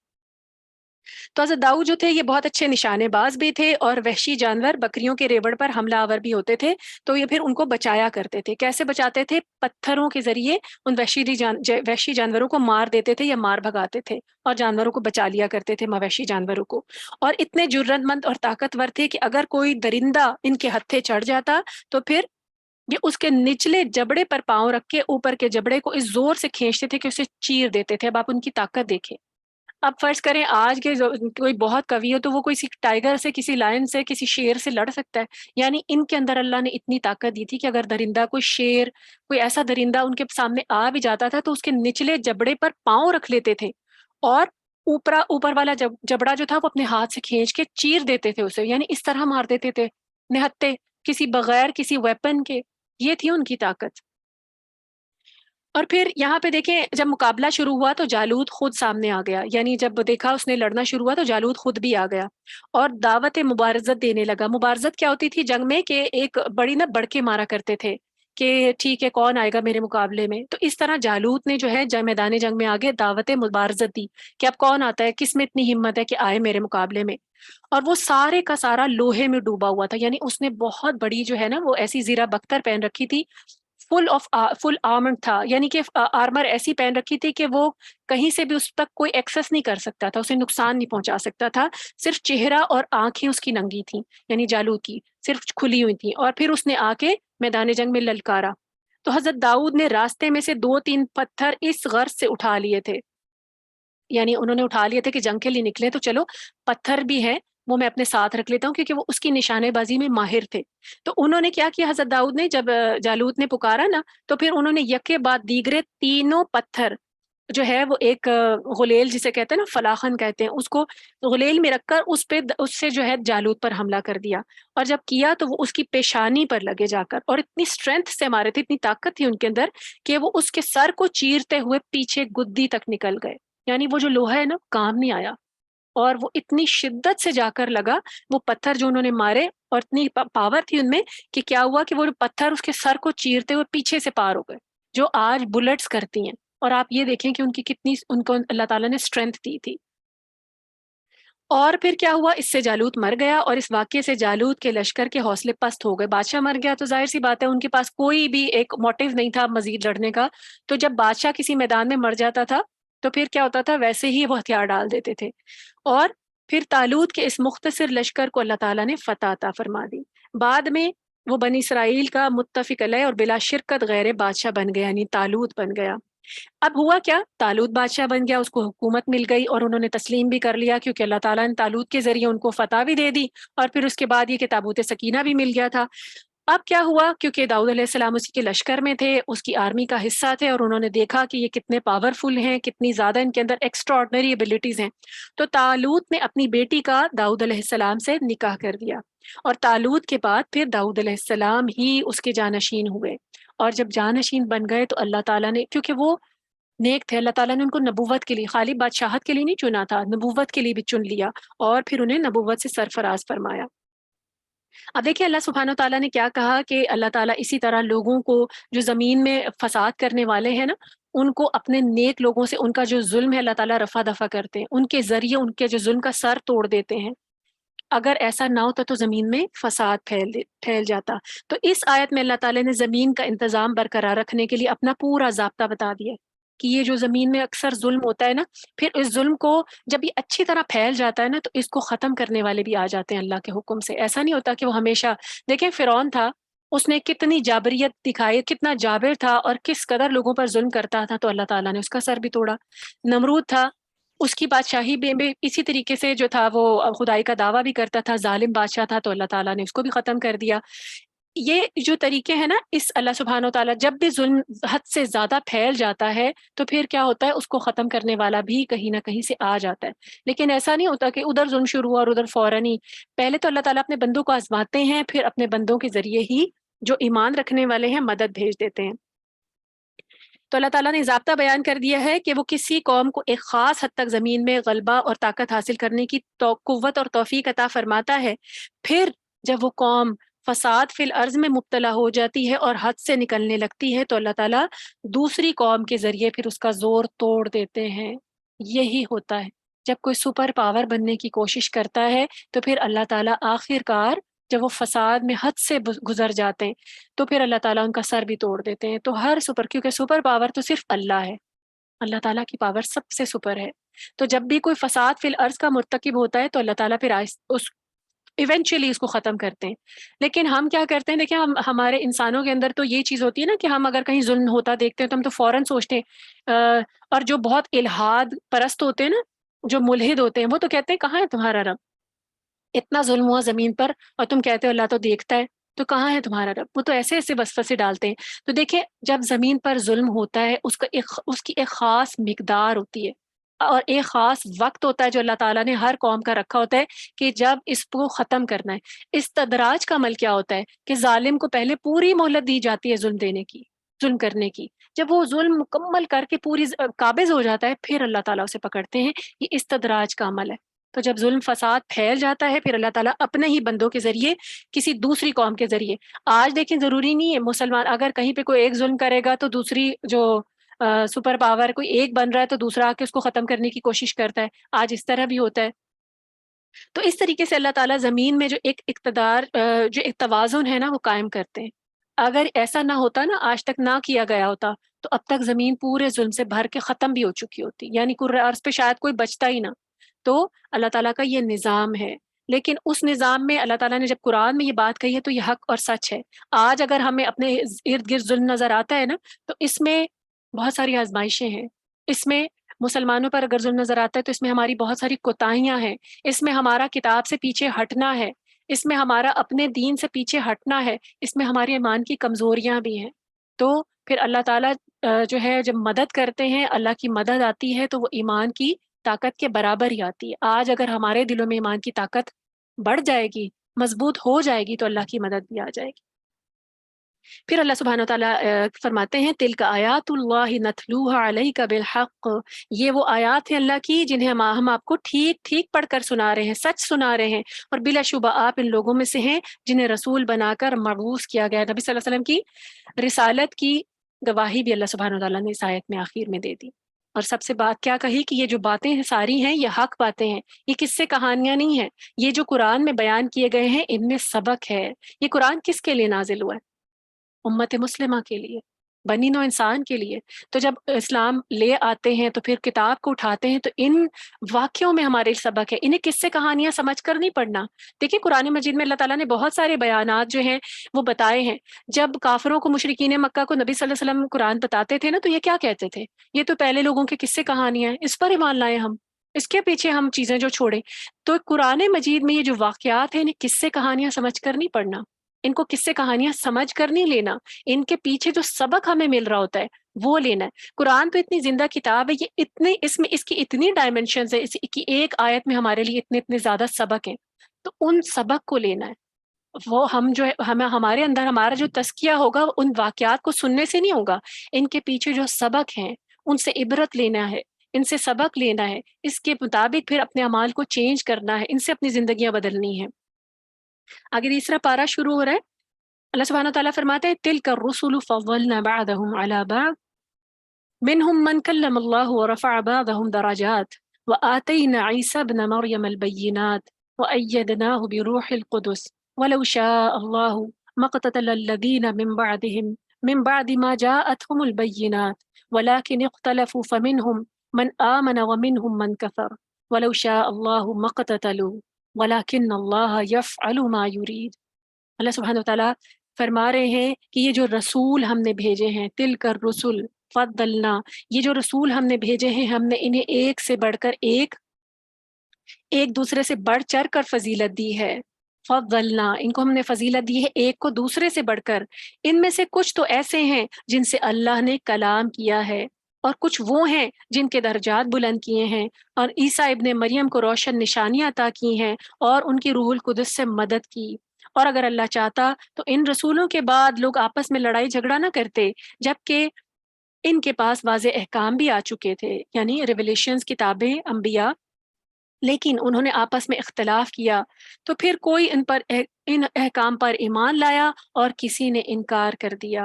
اور اگر اللہ چاہتا تو وہ آپس میں لڑائی جھگڑا نہ کرتے، لیکن اللہ تو وہی کچھ کرتا ہے جو وہ چاہتا ہے۔ وَلَكِنَّ اللَّهَ يَفْعَلُ مَا يُرِيدُ، اللہ تعالیٰ نے کیا کہا؟ اب یہاں پہ اللہ سبحانہ وتعالیٰ نے تیسرے پارے کے آغاز میں بتایا ہے کہ اللہ سبحانہ وتعالیٰ اس بات پر قادر ہیں کہ کسی کو کسی پر ترجیح دے دیں، کسی کو کسی پر کوئی فضیلت دے دیں، کسی کو کسی سے اوپر کر دیں، رینکس میں مختلف حوالوں سے۔ سب سے پہلے انبیاء کا حوالہ دیا جا رہا ہے کہ جو رسول بھیجے گئے ہیں ان میں سے ایک کو دوسرے پر فضیلت حاصل ہے۔ پھر کچھ کا ذکر کر دیا گیا کہ کچھ ایسے ہیں، کیا فضیلت ہے کہ، اور یہ فضیلت کیا ہے؟ یہ نہیں ہے کہ کوئی نبی کسی اور نبی سے نبوت میں سپیریئر ہے، نہیں، ان کو مختلف ایٹریبیوٹس دیے گئے، کسی کو کوئی معجزے دے دیے گئے، کسی کو کوئی چیز دے دی گئی۔ تو سب سے پہلے اللہ تعالیٰ نے کہا کہ جن سے اللہ نے کلام کیا ان میں سے کچھ وہ ہیں۔ اب یہ فضیلت ہے نا کہ سارے انبیاء سے تو اللہ تعالیٰ نے ڈائریکٹ کلام نہیں کیا، کچھ انبیاء سے کیا ہے، اور ان میں کون ہیں؟ حضرت موسیٰ جن کو کلیم اللہ کہا جاتا ہے، نبی صلی اللہ علیہ وآلہ وسلم جن سے ڈائریکٹ خطاب کیا گیا تھا، کلام کیا گیا تھا معراج کے موقع پر۔ تو اللہ سبحانہ وتعالیٰ نے کہا یہ فضیلتیں ہیں انبیاء اور رسول کی۔ سب سے بڑی فضیلت تو دیکھیں کیا ہے کہ اللہ تعالیٰ نے ان کو نبوت اور رسالت عطا فرمائی، انہیں چن لیا، ان کو چن لیا ایک بڑے کام کے لیے، ایک بڑے مشن کے لیے، توحید کے پیغام کو عام کرنے کے لیے۔ تو یہ فضیلت کم نہیں ہے، لیکن پھر کچھ معاملات میں کچھ رینکس جو ہیں ان کے آپس میں ایک دوسرے سے چینج کر دیے۔ نبوت میں کسی نبی پر کوئی فرق نہیں، اور اس کا ماننا ہم سب پر لازم ہے۔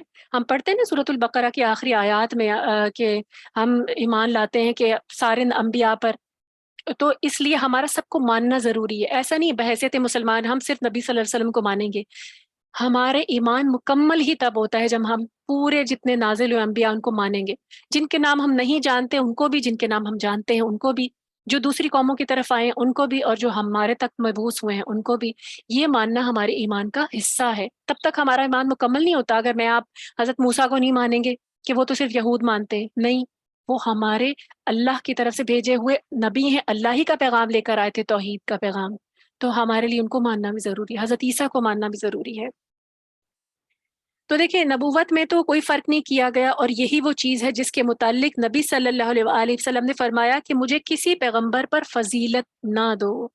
صحابہ کرام کبھی ایسی کوئی بات کرتے تھے نا تو نبی صلی اللہ علیہ وسلم خود منع کر دیا کرتے تھے اور کہتے تھے کہ مجھے کسی پر فضیلت نہ دو۔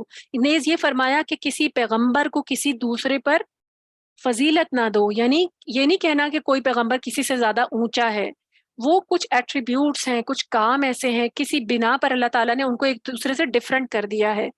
حتیٰ کہ یونس بن متا پر بھی نہیں، یعنی حضرت یونس علیہ السلام کے بارے میں کہا گیا کہ ان کو کہیں سے کم نہیں سمجھنا، کہ ان سے غلطی ہو گئی تھی اور وہ مچھلی کے پیٹ میں چلے گئے تھے اور ایک عرصہ انہوں نے گزارا، اور پھر اللہ تعالیٰ نے ان کو اس سے نجات دی، ان کے مچھلی کے پیٹ سے، اور انہوں نے لا الہ الا انت سبحانک انی کنت من الظالمین۔ ان کی غلطی کیا تھی کہ جب ان کی قوم پر عذاب آنا تھا تو جب تک اللہ تعالیٰ نے ان کو حکم نہیں دیا وہ غصے میں اپنی قوم سے پہلے ہی نکل کے اپنی قوم سے باہر چلے گئے تھے۔ یعنی جب عذاب آتا تھا تو نبی کو حکم ہوتا تھا کہ اب آپ انہیں چھوڑ دیں، اب آپ یہاں سے نکل جائیں، اب ان پر عذاب آنے والا ہے۔ تو حضرت یونس علیہ السلام اتنے زیادہ ڈسہارٹ ہو گئے تھے کہ وہ پہلے ہی نکل گئے، اللہ کا حکم نہیں آیا تھا کہ ابھی آپ نکلیں، یہ تھی مسٹیک۔ تو نبی کی اتنی سی لغزش جو ہے نا وہ بھی کاؤنٹ کی جاتی ہے، جتنا بڑا رینک ہوتا ہے اتنی ہی بڑی جو ہے انسان کی پکڑ ہوتی ہے۔ اور رہی دیکھیں جزوی فضیلتیں ہیں، ٹیمپریری فضیلتیں ہیں مختلف دنیاوی حوالوں سے، تو اس لحاظ سے اللہ تعالیٰ نے کسی رسول کو کسی ایک سے فضیلت پر سے نوازا، ایک کو دوسرے پر فضیلت دی۔ اور جیسے کہ اس آیت میں اللہ تعالیٰ نے بعض انبیاء کے فضائل جو ہیں وہ خود ہی بیان فرما دیے ہیں، اور یہاں فضائل سے مراد کیا ہے؟ خصائص، ان کی خصوصیتیں۔ فضیلتیں سے مراد یہ نہیں ہے کہ اللہ تعالیٰ نے ان کو کسی کو نبوت کم دی، کسی کو زیادہ دی، نہیں، ان کی جو اسپیشلٹیز تھیں یا ان کو جو معجزات دیے گئے ہیں وہ اس حوالے سے، جو حضرت عیسیٰ کو دیکھیں کیا اسپیشلٹی، کون سا معجزہ دیا گیا تھا؟ مردوں کو زندہ کرتے تھے اللہ کے اذن سے، پرندوں کو مٹی کا پرندہ بناتے تھے، اللہ کے اذن سے پھونک مارتے تھے وہ پرندہ زندہ ہو جاتا تھا۔ جو پیدائشی مادرزاد اندھے ہوتے تھے، یعنی جو بورن جو ہوتے تھے بلائنڈ ہوتے تھے، آج تک تو سائنس نے اس کا ٹریٹمنٹ نہیں ایجاد کیا، اللہ کے حکم سے وہ ان کی آنکھوں پہ ہاتھ پھیرتے تھے اور وہ دیکھنے لگ جاتے تھے۔ برس جن کو بیماری ہو جاتی تھی تو اب جا کے اس کا ٹریٹمنٹ آیا، ان کے دور میں وہ کیا کرتے تھے، ان کے اوپر بھی اللہ کے اذن سے ہاتھ پھیرتے تھے تو وہ ٹھیک ہو جاتے تھے، سب اللہ کا اذن تھا۔ تو یہ جو خصوصیتیں ہیں جو ایک نبی کو ملی دوسرے کو نہیں ملی، یہ دراصل وہ فضیلتیں ہیں جن کا تذکرہ کیا جا رہا ہے۔ تو یہ جو ہے اللہ سبحانہ و تعالیٰ نے کہا کہ یہ اللہ کا اختیار ہے۔ اب یہاں پہ دیکھیں اس میں میرے اور آپ کے لیے کیا پوائنٹ ہے۔ اللہ تعالیٰ نے انبیاء کا ذکر کر کے بتا دیا کہ رسولوں کو بھی بعض پر فضیلتیں دے دی گئی ہیں۔ تو آج دیکھیں بعض انسانوں کو بعض پر، کسی کو علم کی وجہ سے کسی پر کمال، دوسرے پر جو ہے تھوڑی سی فضیلت مل جاتی ہے۔ علم جو ہے نا فضیلت کا سب سے بڑا سٹینڈرڈ ہو سکتی ہے، اللہ تعالیٰ کا جو دین کا علم ہے اللہ تعالیٰ کے نزدیک ایک کیونکہ عالم کو عابد پر بھی فضیلت حاصل ہے نا، نبی صلی اللہ علیہ وسلم کی حدیث ہے کہ عالم کو جو علم حاصل کرنے والا، اس کو عابد پر جو ساری رات عبادتیں کرے یا ہر وقت عبادت میں مصروف رہے، علم حاصل کرنے والے کو اس پر بھی فضیلت دے دی اللہ تعالیٰ نے۔ تو دیکھیں آج اگر ہمیں اللہ تعالیٰ کسی کو کسی حوالے سے، کسی کو ذہنی صلاحیت زیادہ دے دیتا ہے، کسی کو کم کر دیتا ہے، کسی کو کسی طرح کی ایبلٹی زیادہ مل جاتی ہے، دوسرے کے پاس وہ ہوتی ہی نہیں ہے، کوئی بہت لائق ہوتا ہے، کوئی بہت کم ذہین ہوتا ہے، کسی کے پاس بہت پیسہ ہوتا ہے، کسی کے پاس بہت کم ہوتا ہے۔ یہ جو فضیلتیں ہیں، یہ جو رینکس ہیں، یہ جو تقسیم ہے، یہ اللہ کی تقسیم ہے۔ تو انبیاء میں بھی اسی طریقے سے فضیلت کے حوالے سے تقسیم ہوئی تھی، معجزات اور خصائص کے حوالے سے، تو یہ اللہ کی تقسیم ہے۔ تو اس کو کیا کرنا ہے؟ اللہ کی تقسیم سمجھ کے ہی راضی رہنا ہے، کیونکہ دیکھیں جب ہم اسے اللہ کی تقسیم نہیں سمجھتے تو ہوتا کیا ہے؟ شکوے شکایتیں شروع ہو جاتی ہیں، میرے ساتھ ہی ایسا ہونا تھا، باقی سب کو مل گیا، مجھے ہی نہیں ملا، یا میں ہی اتنی کم رہ گئی، دیکھو مطلب پھر انسان کے اندر نا گلہ آنا شروع ہو جاتا ہے، شکوہ آنا شروع ہو جاتا ہے، اللہ کے آگے جو ہے ناشکری شروع ہو جاتی ہے۔ تو اللہ تعالیٰ نے یہاں پہ انبیاء کی مثال دے کے بتا دیا کہ یہ انبیاء کو بھی ہم نے فضیلت دی ہے، اور یہ اللہ تعالیٰ کی مرضی ہے۔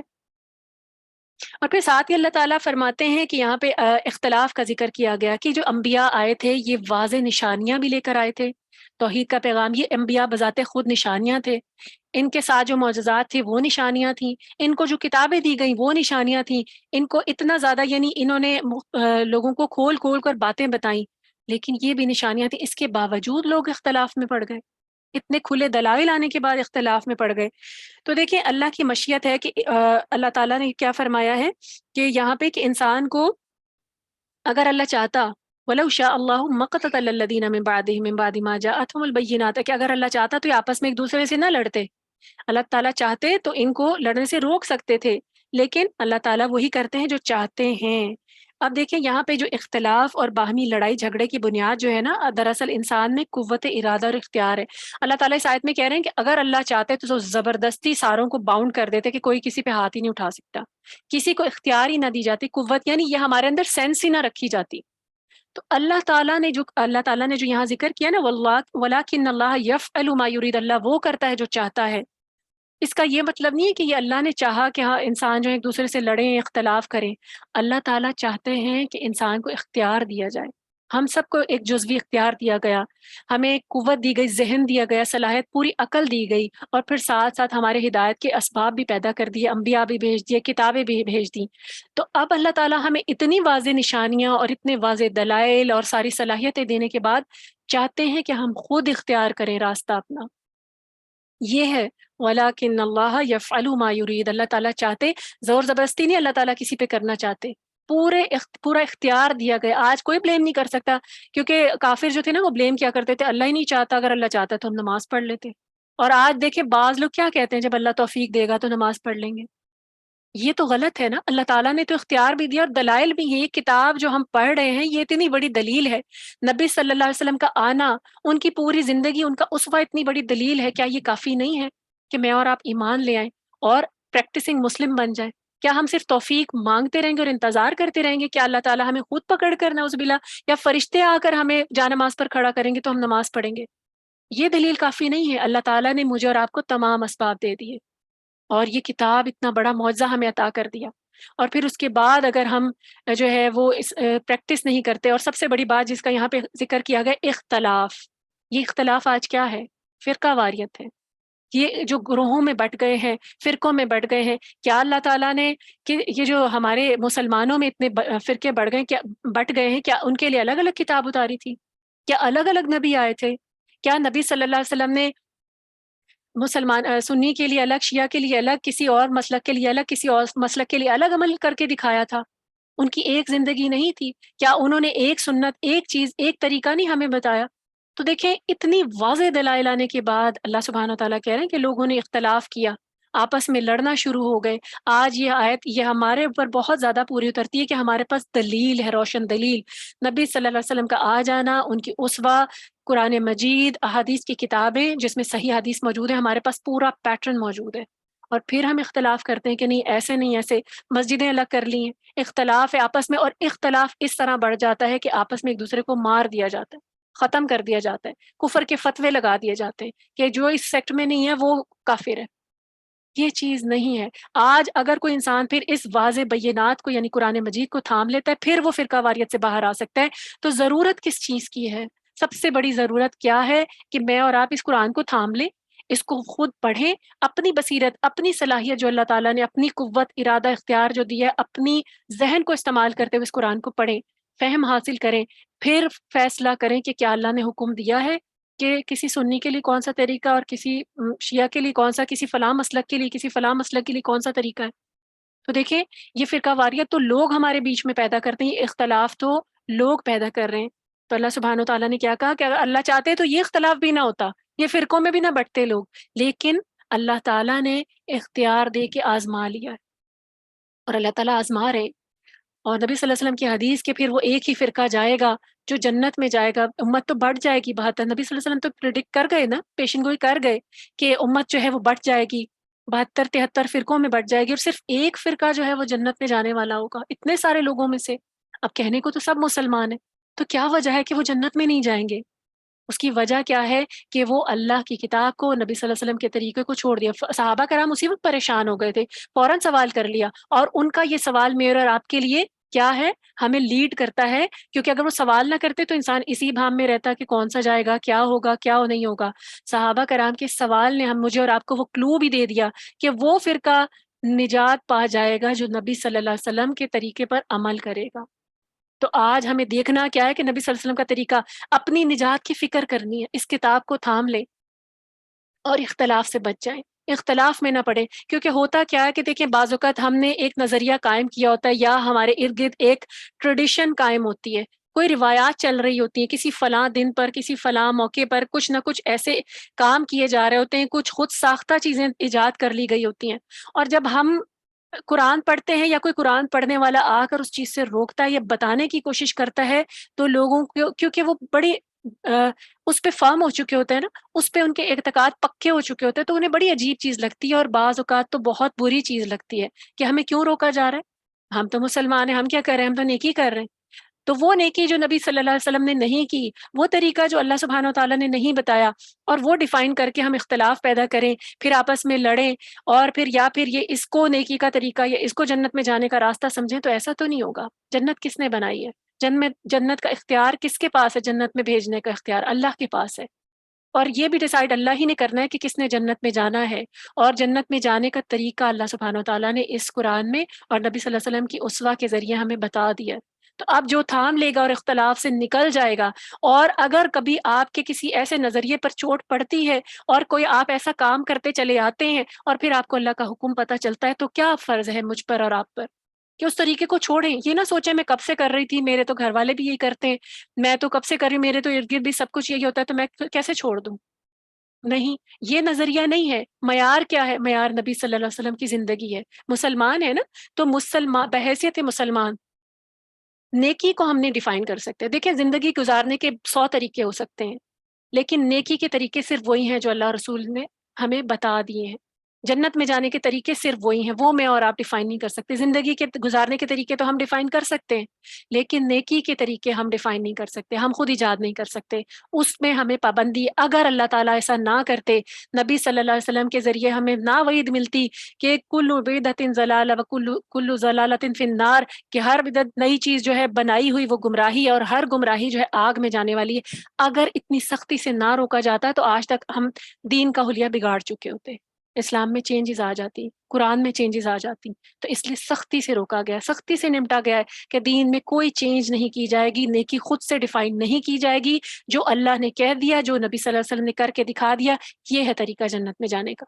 جانا چاہتے ہیں تو پھر اسی طریقے کو تھام لے، ورنہ پھر اب کوئی حجت نہیں ہوگی، واضح بینات ہیں، پھر چاہے لڑتے رہیں، آپس میں لڑتے لڑتے ختم بھی ہو جائیں، تو اللہ کے پاس جا کر یہ حجت قائم نہیں ہوگی کہ میں تو کر ہی نیکی رہی تھی، جبکہ اللہ تعالیٰ نے بتا دیا کہ نیکی کیا ہے، کیسے کرنی ہے، کب کرنی ہے، کس دن کرنی ہے اور کس دن نہیں کرنی، کون سی چیز سیلیبریٹ کرنی ہے اور کون سی چیز نہیں کرنی۔ یہ باتیں، یہ جو نیکی سے متعلق ہیں، جو جنت میں جانے سے اجر و ثواب سے متعلق ہیں، یہ ڈیفائن اللہ نے کرنا ہے، میں نے اور آپ نے نہیں کرنا۔ ہم خود سے کہیں کہ میں اتنے نفل پڑھوں گی، یا کسی کتاب میں لکھا ہوا دیکھ لیں کہ اتنے نفل پڑھیں گے تو 2 نفل پڑھ کے یہ اتنی مرتبہ پڑھ لیں گے تو جنت مل جائے گی، یہ کون ڈیفائن کرے گا؟ کس نے بتایا ہے؟ نبی صلی اللہ علیہ وسلم نے بتایا، قرآن میں لکھا ہے۔ میں اور آپ کیسے جنت کے ٹکٹ ایک دوسرے کو بانٹ سکتے ہیں کسی کتاب میں وظیفے لکھ کر، اور پھر اس کے بعد اس کو پڑھ کے ہم سوچ سکتے ہیں ہمیں مل جائے گی؟ اللہ تعالیٰ کا ذکر کثرت سے کریں، جو چیزیں نبی صلی اللہ علیہ وسلم نے نیکی کے لیے، ذکر کے لیے، اذکار کے لیے، سنت نوافل جو چیزیں ہمیں دے دی ہیں وہ کافی ہیں جنت میں جانے کے لیے۔ تو خود ساختہ مزید چیزیں ڈرائیو نہیں کرنی، خود ساختہ مزید چیزیں ایجاد نہیں کرنی، اور اگر کبھی پتہ چل جاتی ہیں تو ان کو چھوڑتے ہوئے دیر نہ لگائیں، ان کو کبھی بھی اپنی انا کا مسئلہ نہ بنائیں۔ اختلاف انا سے پیدا ہوتا ہے، یہ فرقے انا کی وجہ سے کی بدولت جو ہیں یہ بنے کہ ہر انسان کہتا ہے، جتنے فرقے ہیں ان کے جو لیڈرز ہیں وہ چاہتے ہیں کہ ان کی بات کو کبھی پیچھے کیا ہی نہ جائے، جو انہوں نے کہہ دیا سارے اسی پر چلیں گے، اللہ کو، اللہ کی کتاب سے ہٹا کر۔ نبی صلی اللہ علیہ وسلم کے طریقے سے ہٹا کر پھر اس کے بعد اس طریقے پہ چلیں گے تو کہاں جائیں گے؟ پھر انہی کے ساتھ جائیں گے جہاں وہ جائیں گے۔ جو جو نبی صلی اللہ علیہ وسلم کے ساتھ جنت میں اکٹھا ہونا چاہتا ہے وہ اسی طریقے کو فالو کرے جو نبی صلی اللہ علیہ وسلم نے ہمیں بتا دیا ہے۔ یہ ہے جنت میں جانے کا ٹکٹ۔ اور اختلاف سے بچنے کا طریقہ، قرآن کو تھام لیں مضبوطی کے ساتھ۔ پھر فرمایا یا ایھا الذین آمنو انفقوا، خرچ کرو اے ایمان والو، خرچ کرو جو رزق ہم نے تمہیں دیا ہے اس میں سے۔ وہ دن آنے سے پہلے اللہ تعالیٰ کی راستے میں خرچ کر لو جس دن نہ تو کوئی خرید و فروخت ہوگی اور نہ کوئی دوستی کام آئے گی اور نہ سفارش۔ اور ظالم تو وہی لوگ ہیں جو ان باتوں کا انکار کرنے والے ہیں۔ خرچ کرنے کی ترغیب دی گئی، پہلے قرض حسنہ کے بارے میں بتایا گیا کہ کون ہے جو اللہ کو قرض دے گا، وہ بھی اللہ کے راستے میں خرچ کرنا ہے۔ اور پھر اللہ تعالیٰ نے کیا کہا؟ جو رزق ہم نے تمہیں عطا کیا ہے۔ یہاں پر ہمیں واضح کر دیا گیا کہ یہ رزق کا مالک، مال دولت کے مالک جو ہم بنے ہیں، یہ اللہ نے ہمیں دیا، اس پہ ہمارا کوئی تصرف نہیں ہے۔ جب چاہے اللہ لے لے، جب چاہے اللہ عطا کر دے۔ تو ہم اس کے اوپر، ہمیں اس پہ پراؤڈ ہونے کی بھی ضرورت نہیں ہے، کیونکہ اگر مال کسی کے پاس آ جائے اور وہ فخر اختیار کرے، تکبر اختیار کرے، تو یہ تکبر تو صرف اللہ کے لائق ہے۔ یہ مال تو بہت اللہ تعالیٰ کا دیا ہوا ہے، وہ جب چاہے چھین لے۔ ایک منٹ لگتا ہے لوگوں کو عرش سے فرش پر آنے میں۔ آپ نے دیکھے ایسے بہت سارے لوگ ہیں جو زندگی میں بڑے پرائم میں رہ رہے تھے، پھر اس کے بعد اچانک ان پر زوال آ گیا۔ تو اللہ تعالیٰ کو تکبر پسند نہیں ہے، اور اللہ تعالیٰ نے یہاں خرچ کرنے کا ذکر کیا، جو سب سے بڑی بات انفاق۔ اللہ تعالیٰ نے کہا جو میں نے تمہیں دے دیا ہے اس میں سے خرچ کر لو۔ کب خرچ کر لو؟ اس دن کے آنے سے پہلے جب نہ کوئی خرید و فروخت ہوگی اور نہ کوئی دوستی کام آئے گی، نہ سفارش۔ یہ کون سا دن ہے؟ قیامت کا دن۔ لیکن دیکھیں ہر انسان کی قیامت کب قائم ہو جاتی ہے؟ اب اس کا عمل منقطع ہوتا ہے جب اس کی موت آ جاتی ہے۔ تو ہر انسان کی موت اس کی قیامت ہے، کیونکہ اس کے بعد تو عمل منقطع ہو جائے گا نا۔ خرچ تو نہیں کر سکیں گے میں اور آپ۔ اگر میرے اور آپ کے پاس آج کچھ خرچ کرنے کے لیے ہے جو ہم روک روک کر جو ہے وہ جمع کر کے بیٹھے ہیں اور اللہ کے راستے میں نہیں دیتے، تو کیا ہوگا؟ جیسے ہی موت آئے گی وہ دوسروں کے حوالے ہو جائے گا، اور وہ ہمارے کام تو نہیں آیا نا۔ رکھا تو ہم نے اپنے کام کے لیے ہی تھا، لیکن ہمارے کام تو صرف وہ آئے گا جو میں نے اور آپ نے آگے بھیج دیا۔ تو اللہ تعالیٰ کہہ رہے ہیں کہ اس دن سے پہلے، اس دن جتنے بینک بیلنس تھے، میں اور آپ اللہ سبحانہ و تعالیٰ کو جا کر وہاں یہ نہیں بتا سکیں گے کہ یا اللہ میرا بینک تو بھرا ہوا ہے، میرے لاکرز تو بھرے ہوئے ہیں جیولری سے، وہ لے لیں اور مجھے چھوڑ دیں۔ نہیں، اس سے پہلے تو تجارت ہی نہیں کی۔ وہ مال جو دنیا میں رہ گیا وہ کام نہیں آئے گا، وہ مال جو آگے بھیج دیا گیا، اللہ سے تجارت کرنی ہے وہ مال خرچ کر کے، اور نہ کوئی دوستی کام آئے گی، کسی کا انفلوئنس کام نہیں آئے گا۔ اللہ تعالیٰ نے واضح مجھے اور آپ کو اس آیت میں بتا دیا، کوئی سفارش کام نہیں آئے گی اگر اللہ کے راستے میں مال خرچ کر کے نیکیاں اور اجر و ثواب اکٹھا نہیں کیا ہو۔ اور پھر ظالم تو وہی لوگ ہیں جن باتوں کے انکاری ہیں، اللہ تعالیٰ نے ان کو بھی ظالم کہہ دیا کہ جو اللہ کے راستے میں خرچ نہیں کرتے، جو مال کو جمع کر کر کے رکھتے ہیں۔ دیکھیں مال سے محبت جو ہے نا وہ انسان کی فطرت میں داخل ہے۔ اس کے پاس 2 ہو تو وہ چاہتا ہے 4 ہو جائیں، 4 ہو تو وہ چاہتا ہے 8 ہو جائیں، 8 ہو تو وہ چاہتا ہے 10 ہو جائیں۔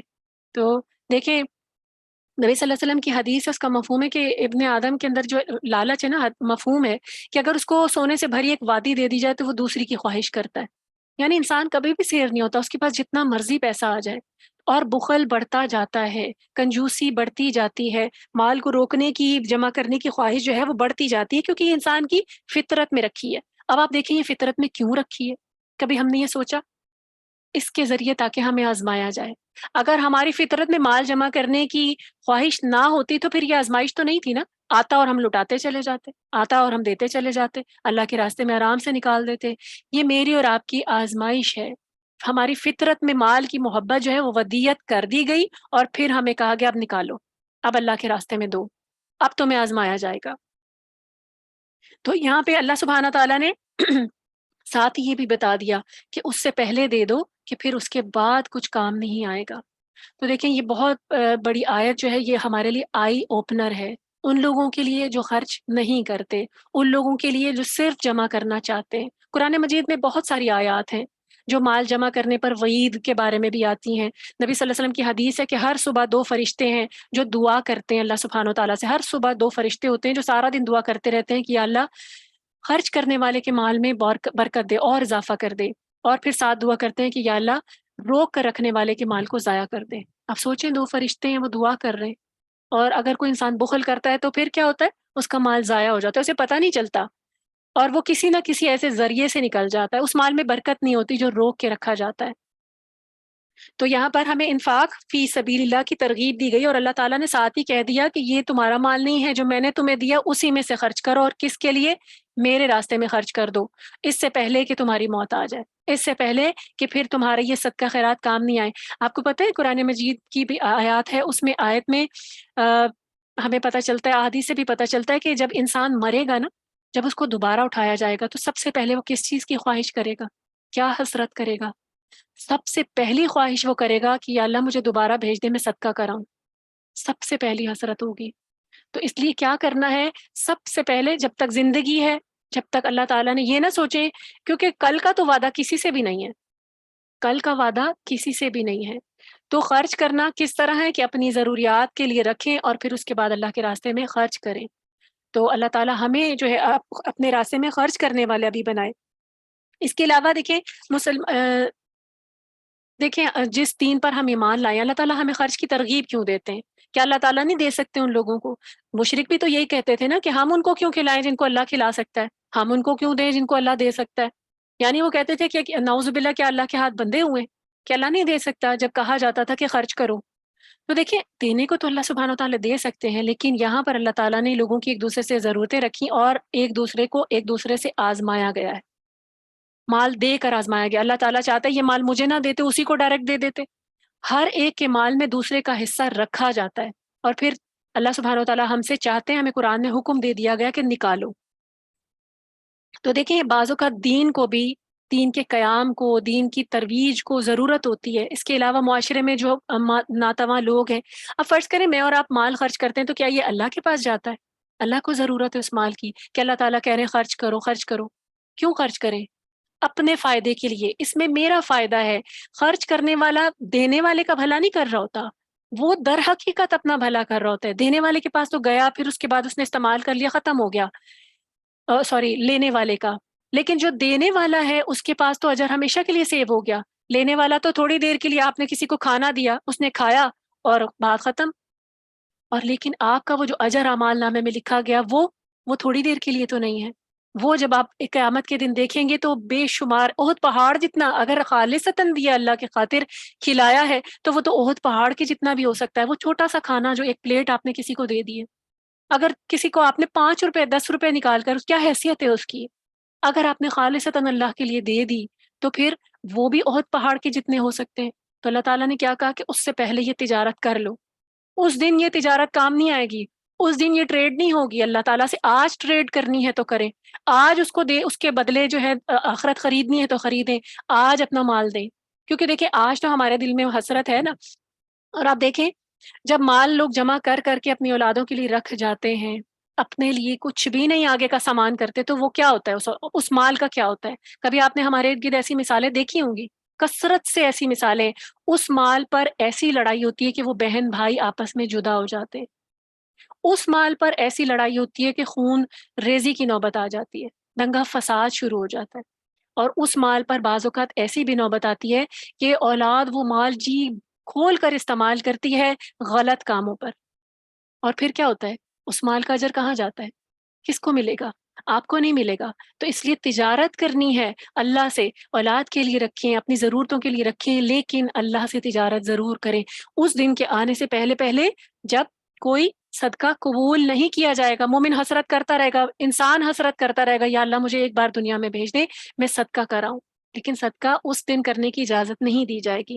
ایک مرتبہ ایک آدمی نے نبی صلی اللہ علیہ وسلم سے پوچھا کہ کون سا صدقہ اجر کے لحاظ سے بہت بڑا ہے؟ اب دیکھیں کتنے پیارے سوال ہوتے تھے، اور ان سوالوں کے ذریعے مجھے اور آپ کو اتنی بڑی رہنمائی ملتی ہے کہ کون سا صدقہ سب سے افضل ہے۔ نبی صلی اللہ علیہ وآلہ وسلم نے فرمایا کہ جو تندرستی کی حالت میں کیا جائے، جو حرص کی حالت میں کیا جائے، یعنی تم تندرستی کی حالت میں تم کرو، حرص رکھتے ہو، فقر سے ڈرتے ہو، اور دولت کی امید بھی رکھتے ہو، لہٰذا صدقہ کرنے میں جلدی کرو، ایسا نہ ہو کہ جان لبوں پر آ جائے اور تم کہنے لگو کہ فلاں کو اتنا دے دو، فلاں کو اتنا دے دو، حالانکہ اس وقت یہ مال تو اس کا نہیں، اس کے وارثوں کا ہوتا ہے۔ نبی صلی اللہ علیہ وسلم حدیث میں بتا گئے۔ افضل صدقہ کون سا ہے؟ جو میں اور آپ تندرستی کی حالت میں دیں گے. یہ نہیں ہوگا کہ بیمار ہوئے تو دے دیا چلو اب میری بیماری دور ہو جائے گی. تندرستی کی حالت میں دیں. مال کی اندر ہرس بھی ہو، یعنی مال یہ ہو کہ ہاں مال کی محبت تو ہوتی ہے نا اندر کہ اچھا میں دوں گی تو اگر میرے پاس ہوتا تو یہ میرا ہی ہوتا، میں اس سے جو مرضی کر لیتی. یہ ہرس بھی ہوگی پھر بھی صدقہ کیا. پھر اس کے علاوہ فقر کا ڈر بھی ہو کہ میں دے دوں گی تو کل کو مجھے ضرورت پڑ جائے تو پتہ نہیں کیا ہوگا. مومن اس فقر سے کیوں نہیں ڈرتا؟ کیونکہ اس کو توکل ہوتا ہے کہ دینے والی تو اللہ کی ذات ہے، جس نے مجھے آج دیا کیا وہ کل نہیں دے سکتا. تو یہ صدقہ سب سے افضل ہے. اور پھر یہ انسان کے دولت کی امید بھی رکھتا ہو کہ اگر میں اسے جمع کرتا جاؤں تو میرے پاس تو بینک بیلنس بن جائے گا پورا.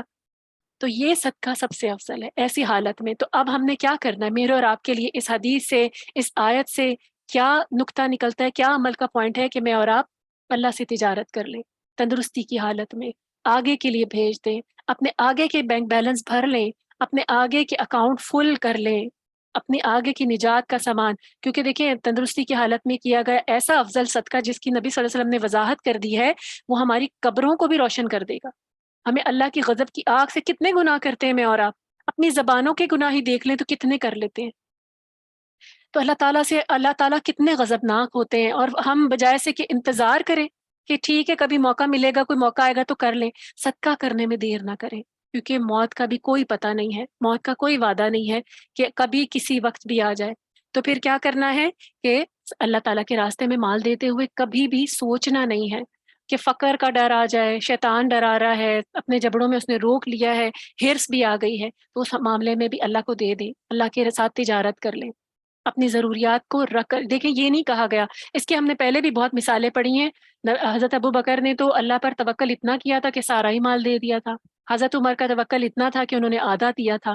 تو یہ اپنے اپنے ایمان کی کیفیات ہیں کہ آپ جتنا دے سکتے ہیں اپنے ایمان کی اسٹرینتھ کے حساب سے دیں. تجارت ضرور کریں کیونکہ بعد میں یہ تجارت کام نہیں آئے گی. چلیے اتنا ہی رکھتے ہیں، پھر انشاءاللہ اگلے ہفتے بشرط زندگی انشاءاللہ اس کو آگے سے کنٹینیو کریں گے. ربنا تقبل منا انك انت السميع العليم وتوب علينا انك انت التواب الرحيم. سبحانك اللهم وبحمدك نشهد ان لا اله الا انت نستغفرك ونتوب اليك. اللہ سبحانہ وتعالیٰ سے دعا ہے کہ جو حکم ہم نے، جو بھی اللہ تعالیٰ کے احکامات، جو بھی آیات، جو روشن واضح نشانیاں ہم نے قرآن مجید میں دیکھی ہیں، جو اللہ تعالیٰ نے ہمیں حکم دیے ہیں، جو حق ہم پر واضح کیا ہے، عیاں کیا ہے، اللہ تعالیٰ نے اسے ہمارے سامنے ہمیں یہاں لا کے بٹھایا، اللہ تعالیٰ نے اسے ہمارے سامنے روشن کیا، کھولا، یہ کتاب ہمیں دی، ہمارے ہاتھ میں تھمائی، ہمیں وقت دیا، ہمیں ذہن دیا کہ ہم اسے سنیں سمجھیں. اللہ سبحانہ و تعالیٰ اسے ہمارے دلوں پر بھی جما دے. اسی طرح اللہ تعالیٰ فضل کے ساتھ اسے ہمارے عملوں میں بھی ڈھال دے اور ہمیں عمل کرنے والا بنا. اپنی خواہشوں کو پیچھے رکھ کر اللہ سبحانہ و تعالیٰ ہمیں ان احکامات پر عمل کرنے والا بنا دے. اللہ تعالیٰ سے دعا ہے کوئی کمی کوتاہی ہو گئی تو اللہ سبحانہ و تعالیٰ درگزر فرمائے. السلام علیکم ورحمۃ اللہ وبرکاتہ. اللہ سبحانہ و تعالیٰ آپ سب کا آنا قبول فرمائے اپنی بارگاہ میں، اور اس قرآن کی برکتیں آپ کی زندگی میں بھی نازل فرمائے، اور اس کے عمل کے ذریعے اللہ سبحانہ و تعالیٰ آپ کو اپنی رضا، جنت الفردوس اور آخرت کی کامیابیاں بھی نصیب فرمائے. آمین. آمین.